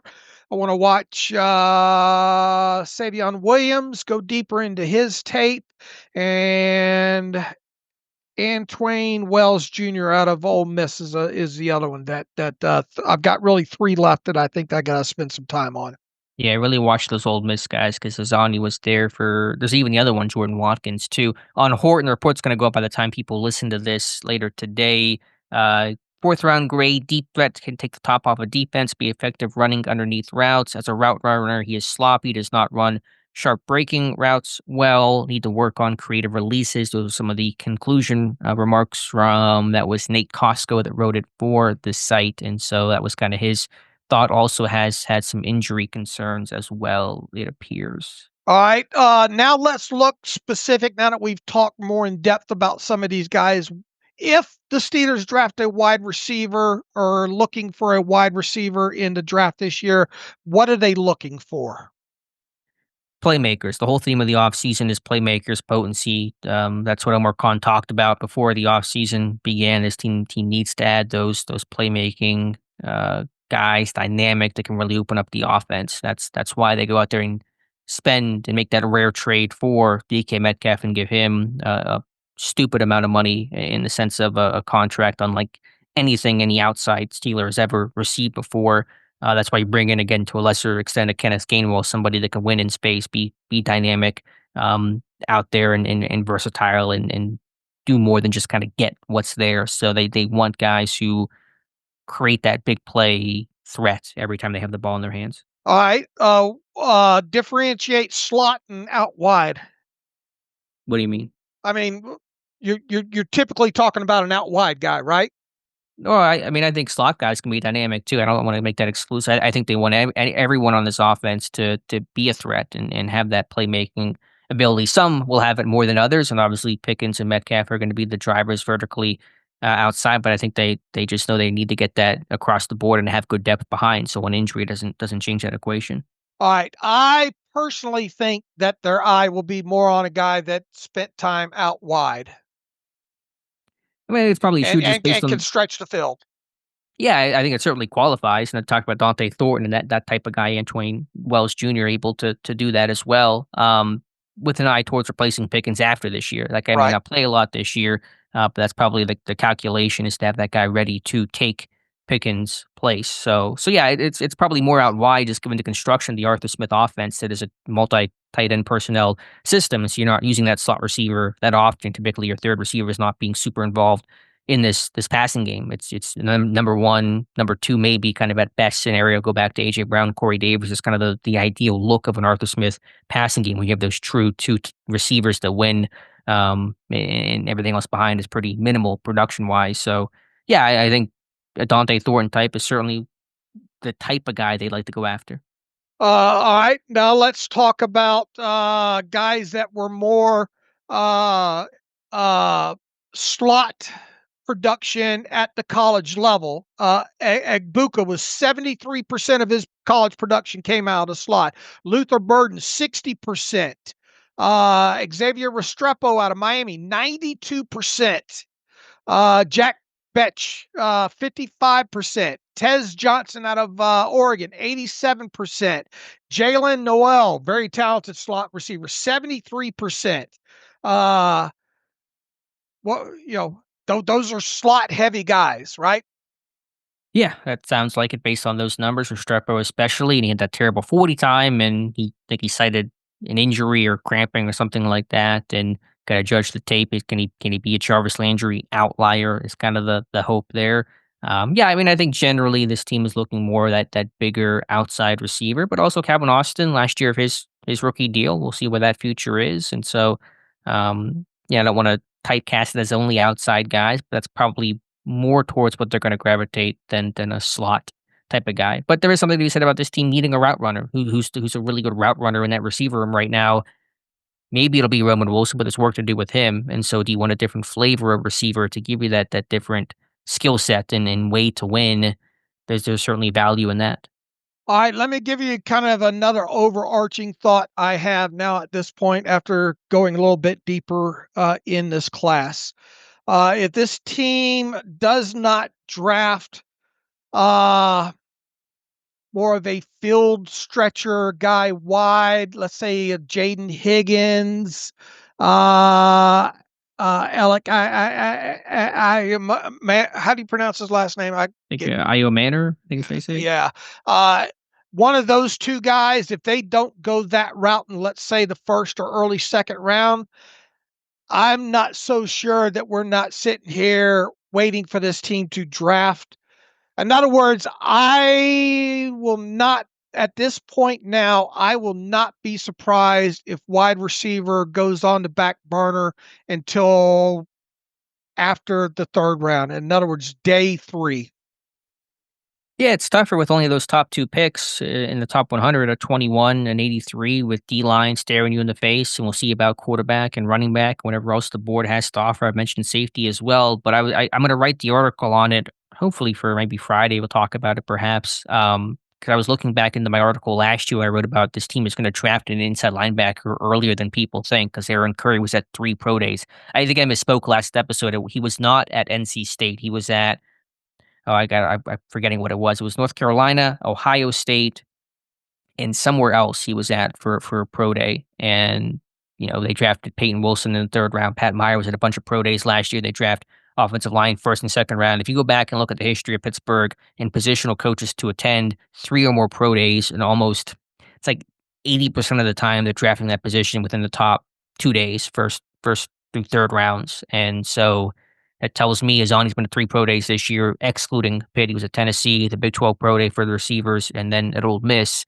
History would at least suggest they're taking a receiver in the first 2 days. Okay. I think the ones to watch there once again are maybe the couple of the Ole Miss wide receivers not named Trey Harris. Trey Harris might slip down in this thing, to be honest with you. Yeah, I think receivers can be a jumbled up mess. There is no clear consensus. It's not a great receiver class overall. It's a pretty weak one, especially compared to other years. And so once you get past maybe the top couple of guys who believe will be first rounders, it's going to be about flavor, about individual grades. It's going to be a lot of variance there. So I wouldn't expect these receivers to go in the order in which, some draft outlet would rank them. I think it'll be pretty mixed up. And I think the middle of this class is just blah overall. I mean, if you, let me rephrase that. If you need a slot wide receiver, I think it's that's where the sweet spot is in second, 3rd rounds potentially with this class. If you're looking for a guy in the slot to complement maybe what you already have on your roster, but if you're looking for an out wide guy, big playmaker, stretch the field type guys, it's either way early or it's later on in this draft. I really like the upside of some of these guys that I think that could be had in the 4th and 5th round, and I think that's ultimately where I'm at right now. We're thinking now. Look, I still got to watch Horton. Like I said, I got to watch Savion Williams, and Wells Jr. and all. But I have come away from all this study of really and kudos to the pro day tracker and all like that, Nazani and all like that. But I am not 100% convinced that one will be taken in the first 3 rounds. Fair, and obviously, again, without 2nd round pick, it's tougher. I still want to watch the the Iowa State guys. Higgins, if he's there in the 3rd round, I think you really look at him. Even Noel, a different type of guy, smaller but explosive, game breaker, still is in that bucket of what Pittsburgh looks for. I know they were not at that pro day, but those guys I think have both come in or are coming in for visits, Higgins and Noel, and so those are 2 guys I think I really want to watch closely. Both those guys are extremely talented. Higgins, and Noel. Right, so I think those are 2 guys I'll be looking at potential day 2 candidates for Pittsburgh. I'm starting to get more on board with not safety in the 1st round, but safety. If they get another, if they get back in the 2nd round, or if they pick up I don't something else in the top 100, maybe early 3rd round or something. And also I'm more along the lines of thinking this team will draft a running back before they will draft a wide receiver. So you're thinking receiver then probably 5th round and on, because if you're thinking receiver is not gonna be in the top 2 rounds, where do you think running back fits? 4th round then? 3rd round? 3rd, 4th round, maybe even 2nd, if they get back into that. Okay. Okay, yeah, fair enough. And so Uh, if you so on when you talk about Thornton and Wells Valley, where do you think their draft stock is? I mean, do you think I think probably 4th round on those guys? At least on I Thornton. think I think a lot of people's concern with him was the overall production, right? Didn't have a lot of college production. I think there's a level of rawness to his game. The athletic traits are there, but he ran the 40. I think that was fine. He didn't do, even at his pro day, I don't think he did the shuttles and all and the 3 cone, did he? I'm not seeing it in our report. And his vert was only 33. His broad was better at 10.6. And when he Right. ran that 4.3 flat, it's going to draw the headlines. And how many career receptions did he have in college? 65. And what was his best season? 30 something? 26 in 20 2024 was his career high in receptions, but it Right. was for 661 yards and 6 touchdowns. So a true feast famine receiver. He is height, weight, speed, upside guy. Yeah, fun. Not that it matters much, but just to kind of highlight the type of guy he was in high school. His junior year, he averaged 36.5 yards per catch, 38 receptions for over 1,000 yards. How's that for a playmaker? Yeah. And once again, you asked me what round.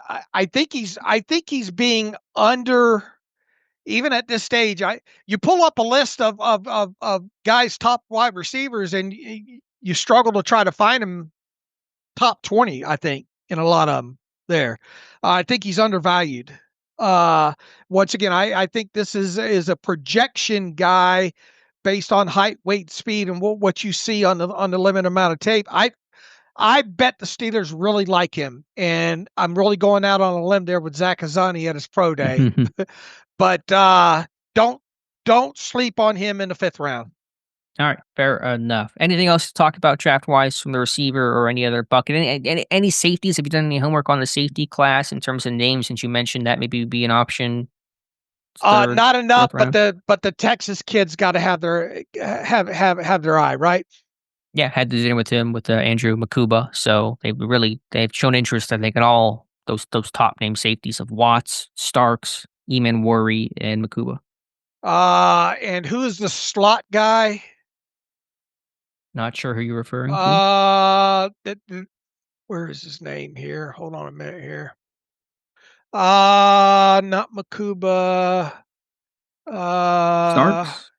No, maybe they have him listed Moore? more as a corner, I guess. Didn't who was the Texas kid? Oh, Barron? Barron, yeah. Okay. Jahdae Barron? Didn't he kind of function some outside of, like, in some sort of a safety role, or am I confusing him with somebody else? I don't know if he did some of that. He's flexible though. He's a slot outside guy. I think Daniel Jeremiah's really raved him as a potential top end nickel, but he can play inside and outside. I'm trying to. Where did I see some of his snaps at? I mean, I can try to look up what PFF has him charted Yeah. Try to look and see what they have him charted as. All right, just give me 2 minutes and I can. Long story short, he's going to be a guy I think they have a lot of interest in. But that's first round territory all day on him. So that's going to be the question. If you're going to take him, you got to take that with your first pick. I've got too many damn windows open here. I can't get to my. PFF has him 679 snaps at wide corner, 122 in the slot, 142 box, which is not probably not strong safety, but it's just kind of, I don't know, that overhang. I'm not sure how they classify that. 15 snaps at free safety. All right. So in other words, he's a guy that can match up in the slot there. So yeah, he can play inside, play outside, but again, you're looking first round all day on him, I think. All right. No, I have not gone deep at all into the safeties. That'll be next. All right. Watch Hunter Wohler from Wisconsin. Guy hasn't gotten a lot of love. Not going to be, probably not a top 100 guy, but maybe not too far outside of that. He's a guy that I think Pittsburgh will really like, and they love drafting their Wisconsin defensive players. One other quick thing about the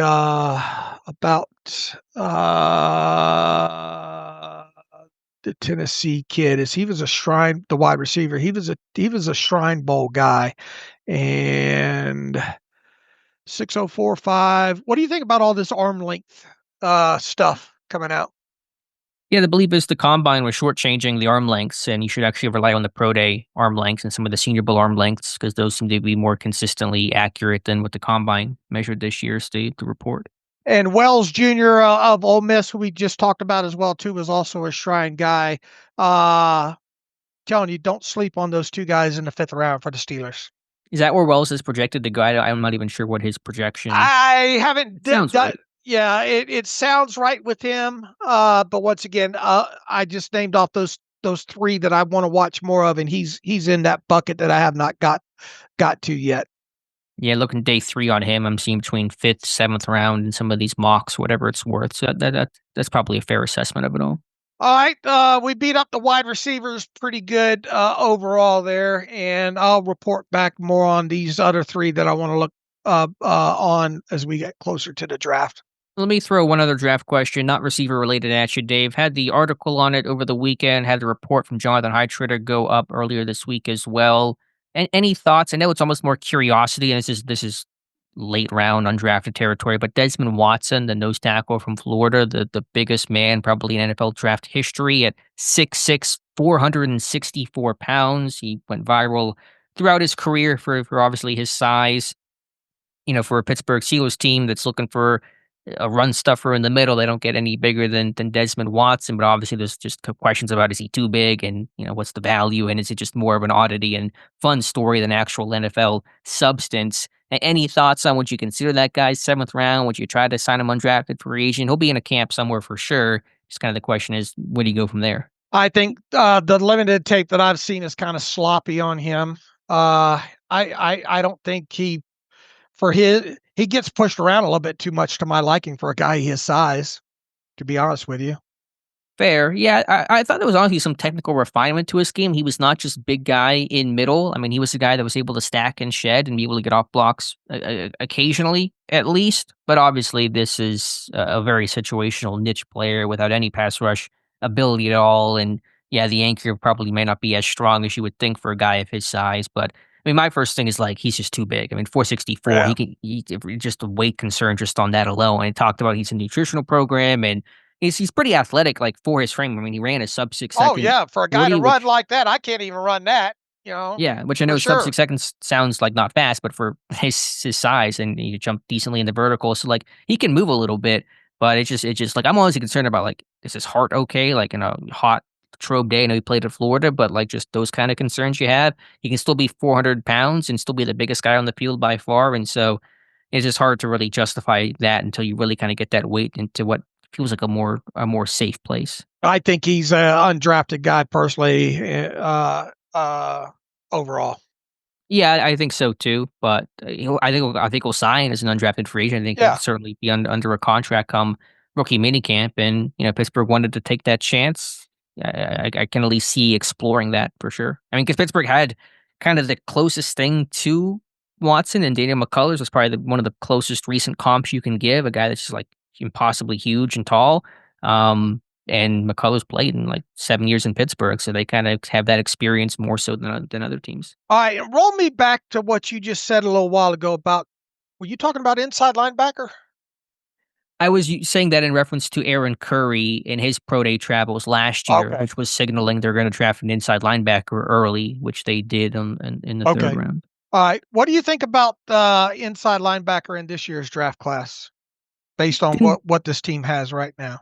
in terms of team need and needing to address it, or just the About class in general? potential of them addressing it. Obviously, we don't think it's going to be day one, day two. Yeah, I mean, anything on day 3 is, an open-ended question based on value in the board and special teams appetite and that kind of stuff. But it's going to be 6th, 7th round at the earliest. All right. And if you look at, look, you got Cole Holcomb still yet to play a down, even though he should be ready by training camp. You obviously went out there and got Malik Harrison. You've got Peyton Wilson. You got Patrick Queen. Who else is in that room? Mark Robinson. Mark Robinson. I mean, you could use some developmental special teams in. You're not going to have Tyler Matakevich there. You could use another body in that room in this draft. Later day 3. Sure. Oh yeah, you don't have to. I get the case for that. Or they're gonna at least have undrafted people there. So could you draft a 6th, 7th round guy? You could, but you could say that probably about almost any position on this team. You could draft an edge guy in the 6th, 7th round and have some depth there in competition, and that would be, I think, justified and fine to do. There's also Devin Harper on a future steal who was in Dallas with Scott McCurley, the new inside linebackers coach. So a connection there. Harper athletic. So I want to mention his name as a possible other competitor for a roster spot. Let's play a game real quick. I know we've gone a little bit long maybe on this, but let's play a little draft need scale rating. All right, on a scale of 1 to 10, all right, with 10 being, oh, they need it, and 0, they don't really need it at all. I'm going to go through the position groups, and I want you to give me a rating on the position groups. Okay. Okay. All right, quarterback on a scale of 1 to 10, where does that rank on the need in this year's draft? This is no commentary on should they do it or the strength of the class. This is just on a vacuum of like looking at the roster. What are the needs? A 10. They have no franchise quarterback, and so to me, your zeros or tens. Either you got a franchise quarterback and you're good, or you don't and you need one. Pittsburgh needs one, so I say 10. Okay, fair. I would probably go 9.5, but only and I should be taking the class into consideration. So okay, 10. Fine. Running back 0 to 10. I will say again, just looking at roster, not attributing value of position, but 6 or 7. I think that's fair. I would go 7. Wide receiver. Short term, it's low. It's like a 2 on my short term scale. Long term, though, as you map this thing out with Austin and Pickens, especially obviously on expiring contracts, puts you higher. I would put it at a 5. I was going to say 5 myself. All right, so we're in lockstep there. Tight end. It's like a 2 for me. Yeah, I would go there as well I mean, they too. need some depth, but you have Right. Fryermuth, you have Washington. It's not something you're going to rank that high. All right, fullback. I mean, honestly, I could use a fullback in this Right. offense. I'll say 2. All right, I'll go 2. Offensive tackle. Yeah, it's really interesting to talk about the critical years for Broderick Jones. I think even Fauteuil's under pressure this year. He's got to play well this year if he goes 2 years. First year hurt, second year if it's underwhelming for a guy they've really touted and have hyped up as much as any rookie they've drafted in recent years. I know I've talked about depth being a need and getting a veteran in there. It's kind of a separate discussion, but I would probably say I guess 4 or 5 overall, but that's kind of a more nuanced situation. Yeah, I'd say probably 5 is fair. Offensive guard. If say Marley going into a contract year, and so do you look at that the way you approached McCormick and Daniels last year, trying to draft a year out? But you're a little bit stronger, at least in terms of I think your starters. I'll probably say a 3. Okay, fair. How about center? Would you go 3 too? Which your Yeah, guard? 3, 3, 4. I mean, not high priority, obviously.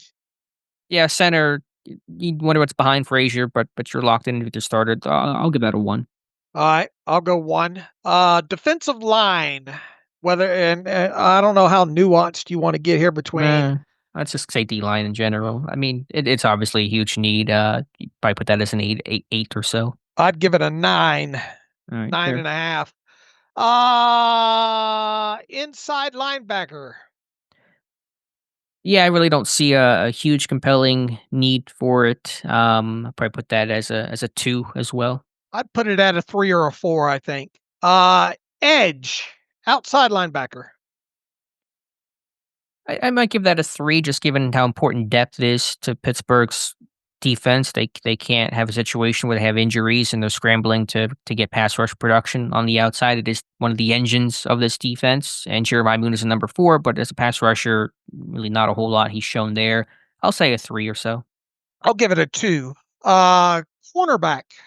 And once again, I we could get nuanced here and go slot outside corner, but let's just overarching just name just a cornerback position. Some ways it mirrors receiver, where the short term need may not be immediate, but you look at the long term need. What is, as you made the great point last episode, what is on your roster? What can you be confident will be on your roster in 2026? And it's not a whole lot. It's Porter, and it really gets murky from there. Slot is the bigger short term need than outside right now with Darius Slay's addition. I'll try to average it all out in my head of like a 6. I'll go with you on a 6. That sounds fair. How about safety? I know which way you're going on this. Yeah, I mean, listen, I just read the tea leaves in terms of me banging the table for why they might take a safety earlier than people think. I mean, you have 2 defined, clear-cut starters in Mink and Deshaun Elliott. There's no question about that. You did at least add veteran experience behind in Thornhill. So it's one of those not a long-term need, short-term, excuse me, not a short-term need, more of a long-term thought. But I'll probably say a 5. I'd go a little bit higher. I'm surprised. I thought you'd go 7. I was going to give it a 6. Okay, yeah, I mean, there's certainly a need for depth. I still think, and you do wonder about Minka's long term outlook and Elliott on the last year of his contract. So maybe a 6 or so is probably fair to look at. But my commentary on safety has partially just been about they're doing a lot of homework on the safeties, and if we like to play the Blues Clues games, that type of stuff should not be ignored. All right. In fairness, long snapper. Hey, actually, we'll have for Friday's show our first long snapper report. I just wrote it last night on William Wagner out of Michigan. So I was deep in some long snapping tape last night, doing some timing of punt snaps. Snap the catch by the punter. It's a 1 though. You don't need when you have Kuntz. I'll go less than 1. Place kicker. 1 as well. All right. And punter. 1 as well. What about returner? Don't want to forget about a returner, friends. I'd obviously, if I get someone, I mean, I'm not going. I am. That is in consideration of guys that I'm drafting at some of the skill positions. Yes. Yeah, obviously you're drafting. Yeah, it's going to be someone who can do something else. But just in terms of the need on the roster, I mentioned how bad his kick return team was last year, and a return team's more than just a returner; it's a blocking scheme too. But I would say a 4 or so for a team that was so bad at kick returns, and an NFL that is now inviting more and more kick returns. All right, let's see how the listeners feel about this and see how much listener participation we can get on this. Go through all the position groups that we just went through real quick, list the positions, and on a scale of 1 to 10 with the need, give me a numerical value. It take you 2 minutes maybe to put this email together. And let's take the temperature of some of the people that email in and see how they kind of rank overall what we just rolled through there. So go through each of the position groups like Alex and I just did. Send an email to those who want to participate to at the terrible podcast at gmail.com. Let's just see how many people listen this late in the show. Yeah. At least 2 other quick thoughts here. I really want to maybe have another episode at some other point about Savion Williams whenever we watch him some more.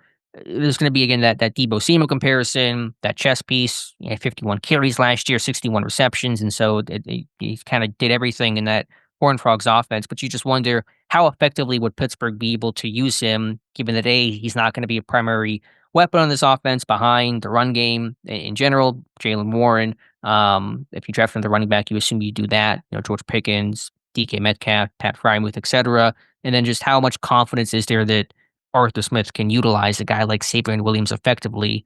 Might be a question about that. I think that's the most important question of everything you just hit on was the last part. Me too. And I know that they'll talk about Cordell Patterson and his use, but like how effectively was Cordell Patterson really ever used? Even in Atlanta, I don't know if there was a great plan for that. In Pittsburgh last year, it obviously felt kind of messy too. And so I do think one of Smith's drawbacks is having sometimes trouble scheming up to get players the football. And that's where I wonder, does Savion Williams work better somewhere else than in Pittsburgh? And I guess the overarching question is, and we've talked about it several times, good offensive coordinators build their offenses around their talent, as opposed to maybe what their core scheme is. Is Arthur is a deficiency with Arthur Smith is he's got to run what he believes is his best, what he knows the most about scheme wise, and has got to have the exact positional fits for that versus taking what's given him and then making the offense. You see where I'm going here? Can you kind of run that back to me one more time? How good is Arthur Smith at tailoring an offense to players as opposed to trying to make his offense work with any group of players?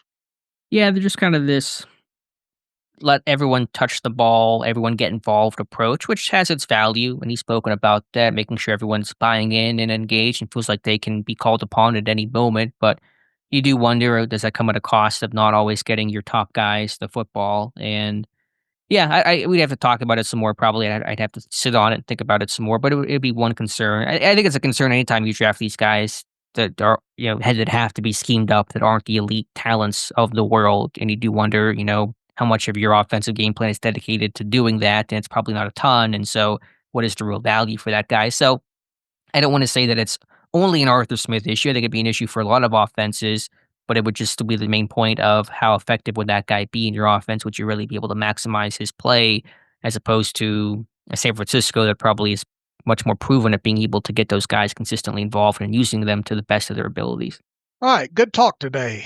I enjoyed that. Would you like to get to some reader emails? Yeah, just one other quick thing. I'm going to write about this more for probably Friday, but just to bang the drum one more time for it, I pull up the article of the inside linebacker Aaron Curry article I wrote last year. I'm just reading off the list of names. So these are recent positional coaches that attended 3 or more pro days, and where, if any, a draft pick was selected in that year's draft. So last year it was Pat Meyer at, I think, 4 or 5 pro days, I want to say, and they drafted a lineman in the first and second round. Also, the fourth round, Mason McCormick. Aaron Curry at 3 pro days last year. They drafted inside linebacker in the third round. Pat Meyer in 2023 went to 5 pro days. They drafted an offensive lineman in the first and seventh rounds. Carl Dunbar in 2023 went to 3 pro days. They drafted a defensive lineman in the second round. Grady Brown in 2023, he was at 4 pro days. They drafted DB in the second and seventh round. Frisman Jackson 2022, 3 pro days. Receiver second and fourth round. Brian Flores, 3 pro days in 2022, drafted in the seventh round. Grady Brown in 2022, 3 pro days. They did not draft a DB that year. And the list kind of goes on from there. So just going to make the case about the correlation between positional coaches and where Pittsburgh drafts, and it tends to be higher than later in the draft. So that's another reason why I think receiver could be at third round for Pittsburgh. All right, so you're trying to tell me in your final mock draft, I can go ahead and write down that Alex is going to have a wide receiver in the first 3 rounds. We'll see. I'm not going to back myself into that corner quite yet, but I'm I reading won't the tea let you leaves. forget all that you told I me if know. you don't do that now. And obviously, again, not having that second round pick makes this much more challenging. But I just we like playing the Blues Clues, Dave, you and Right? I. And the Oh, Blues yeah, Clues absolutely. says that this is where they generally go when they send their positional coach to at least 3 pro days. All right, I would imagine we're getting close to the Alex Kozora annual What the Steelers Look For series, right? Yeah, with pro days wrapping up, we will be exploring that for sure. All right, let's get to some reader emails and close out today's show, as Alex Kozora always says. Let's see. Todd Gensler, I wanted to ask, when Rodgers met with the Steelers organization for 6 hours a couple of weeks ago, was there any type of physical that was done? Does Tomlin and Arthur Smith have him throw at all, or is it just a meeting?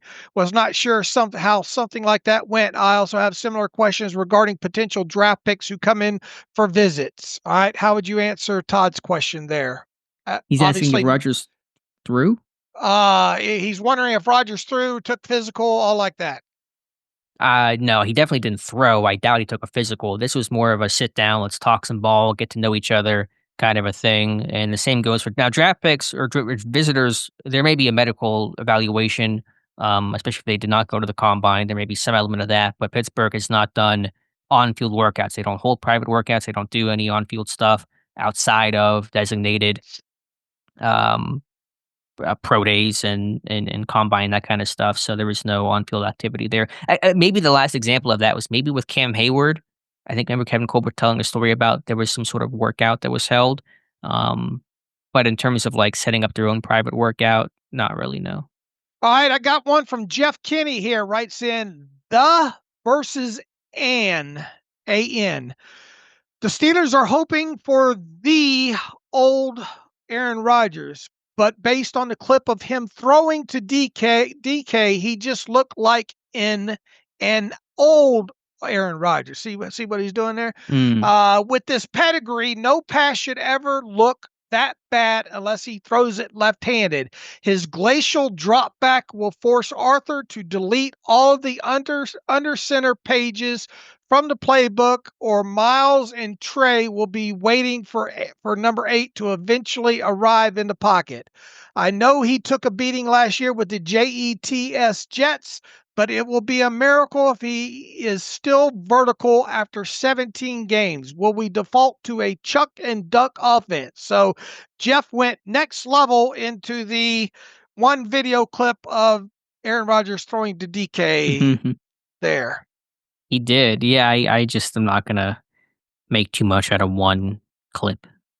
I'm not either, but I will say that, and I've said this before, he did take a beating with the Jets And there were times where I was thinking, don't get up. So I think that part of his evaluation is right. Yeah, I agree. Let's see. Deshaun Campbell still wants to know about some of these Ohio State players. Rewatching the Ohio State Pro Day and realized there was no draft profile on two possible late round sleepers in cornerback Jordan Hancock and defensive tackle Ty Hamilton. Just wondering, can you guys get profiles on them? I think you will like Hancock's tape. So I think he emailed in before about both those guys. Maybe we'll try to prod these guys into some of these late draft profiles to hit these two, Alex.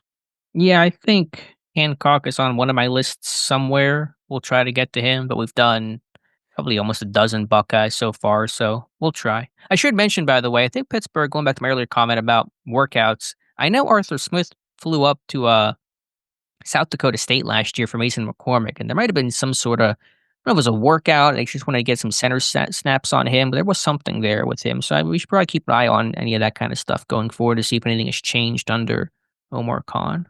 All right, Jesse Yates is in here in the email box. The first paragraph's just praising us and all like that, so we'll move past that quickly. We appreciate. He says, "I frequently am listening on the road traveling for my job. Appreciate you listening, Jesse." He goes on to write, "Last week, Alex said something interesting about the focus the Steelers have had on safeties. Although I am in the camp of wanting them to draft a defensive lineman in the first round, I think if the Steelers don't see an option they want at 21, maybe they do go safety. If they did this, I thought, how else can they get back into the second round without trading Pickens? What about trading Minkah?" He says. "Don't get me wrong. I have loved Minkah, but I really don't think he is playing at the level he should be for the money he is getting for basically 2 years in a row now. If you trade him this year, you probably get more value than trading him next year. This is probably too far-fetched," he says, "but with the clear interest the Steelers have shown in safety this draft cycle, maybe it's something everyone is overlooking. After trading Mika, even if you went defensive lineman first and then safety in the second, you still need to add some depth to the safety room after this, because as of today, they probably still need another safety, but we know they love to go dumpster diving for those veteran benefit contracts. LOL. What do you guys think?" He says. "Could Mika even bring a second? Maybe Mika and a six could question mark, tinfoil hat time. Overarching thing is, do you think the Steelers will trade, give consideration to trading Minka?" No, I don't. With no replacement, and they want to allow Minka a chance to bounce back. So I don't think that. I do think there'll be a really good discussion we'll have closer to draft time, Dave, about trading down in the first round. And could they, as you've talked about, recouping that potential top 100 type selection? It's hard to obviously predict these things until you're really in the moment and you see what's on the board and what the offers are. But I think it's something in real consideration. In Lance Airline's mock draft, he had Pittsburgh trading down from, I think, 21 to 26, and that would kind of be, I think, a good sweet spot for the Steelers. Yeah, I agree. And it's hard to predict that kind of stuff. We talked about the history of this team trading down, but also we talked about what's more likely, going up or going down in the first round. I don't think they would go out of the first round, but I would be on board if things played out the way Lance Airline had them in his mock. Same. Thanks, Jesse. I don't think they trade Minka either, but I'll tell you what, make sure, Jesse, that you email us and say, I asked you guys about that. Should they end up trading Minka? Let's see if we can hit one more in here from Paul Brown, bumping this back to the top of your inbox. "I've been thinking about comments from Cam Hayward, Mike Tomlin, Steelers alumni. He's thinking about Mel Blount recently, and some beat writers who've echoed the sentiment that being a Pittsburgh Steeler is a privilege, emphasizing that the team wants volunteers, not hostages." He says, "While I agree that being a Steeler is prestigious, I wonder if, as a fan base, we sometimes overvalue the team's history and use it as a crutch to excuse shortcomings in other areas." He says the Steelers are consistently ranked among the least desirable organizations to play for in the NFL based on the player surveys, which makes me question if the team needs to rethink its approach. When on-field success has been lacking for some time, leaning on history alone doesn't seem to hold much weight anymore from a fan's perspective. So Paul Brown says, is merely showing the trophies just enough. And going back to yesteryear and talking about the great Steelers dying, is that enough anymore? No, I don't think it is. I I'm don't think. paraphrasing. Yeah, no, I get the overall sentiment though that's being expressed. Yeah, I don't think you can rely on the history in this day of obviously these huge money contracts and what have you done for me lately, where Pittsburgh is not viewed, and rightfully so, as that Super Bowl contender. They're not in that camp. So yeah, the question is like, what does Pittsburgh have to sell a free agent beyond potentially having the financial side to their advantage if they're offering the most amount of money in a situation? What is their case beyond that? And I think it's a lot of Mike Tomlin, as you talked about earlier, and kind of why Pittsburgh might be pushing for those in person or those video chat interviews, Zoom calls with prospective free agents in that legal tampering period, because Mike Tomlin is the best thing Pittsburgh has to sell right now. And that's still reflected also in the NFLPA grades, where Tomlin had the highest grade of by far of basically anything that was addressed in that survey. And Tomlin's able to connect and sell himself pretty well. And so that's kind of what Pittsburgh is hanging their hat on right now. What do you think the root of their is behind their proposal to have these Zoom meetings with players? I mean, Why them? Why were they the ones to propose this? yeah, I mean, I think as you said, they kind of look at their own strengths and being able to interact with players and have Tomlin talk is something they think they can probably use to their advantage more so than what other teams can do. But also, I think they recognize it is kind of silly just even taking them aside for teams to commit all this money to players and not be able to talk to them at all and just utilize technology in the way that, post COVID teams lean on Zoom. Had coaching interviews. Some of those introductory ones are done on Zoom now. So let's get with the times. The NFL is kind of a slow moving, old school fax machine world. And let's try to take at least one step to use technology at our disposal to modernize and make things better. How much do you think the players' view of the facility and all like that, along with the guaranteed money past year one for free agents, play into all this? To me, I think it is deeply rooted in the fact that we've got to do a better job on selling these guys during the tampering period, because of the perception maybe of it's not the best, maybe, or it's not the best facility, and this is a team that outside of year one doesn't generally like to do fully guaranteed money. Yeah, I think what Pittsburgh really default will be and has been and will need to continue to be is the chance to win in Pittsburgh. Because listen, they're never going to have the best facility. They're never going to have a Dallas Cowboys cathedral because based on their current location, it's a small amount of space. You go down there in the facility, which I've been nearby before. It's not a lot of land, and it's by the train tracks, and it's just you're not going to have the acres to build what you would ideally want to build like other franchises. So yes, you could renovate and improve, and I think Pittsburgh has done some things to do that, but it's never going to compete. They're never going to have the best uh, qualities and amenities to bring a player in, and so they're never going to probably have the most amount of money either. At least giving up crazy amounts of cash in most cases. And so what you have to sell at that point is your chance to come here and compete to win. And Pittsburgh has to get back to that because it really is their calling card they can hang their hat on. And obviously that's been tougher to do lately given this stagnation the franchise is in, but it really has to be their selling point. Had they not proposed this particular rule, would another team have done it this year? I It's don't an know. I have no impossible idea. question. Probably not. But I really have no idea. All right. Things that make you go, hmm. All right. Good way to end that. Good questions today. Ran a little bit long, but I think we had some good wide receiver draft talk today. We will get back at this in some way, shape, or form on Friday. Alex may not be partaking in that probably not. I think we're planning on having Josh and Ross on the show with me. We'll find some interesting things to talk about, probably draft-related stuff and all like that. In the meantime, you can follow me on Twitter/X at Steelers Depot. Follow Alex at Alex_Kozora. Alex, I hope everything goes well for you on Thursday there. Praying for you there.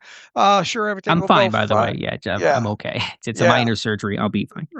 Right. Let's see where else. At Terrible Podcast. Email the show, theterriblepodcast@gmail.com. If you like what we do and want to donate, SteelersDepot.com. Hit the donate button. Also, if you like an ad-free version of the site, SteelersDepot.com. Hit the ad-free button. Follow the directions that way. So until Friday, as always, thanks for listening to the Terrible Podcast with Dave and Alex.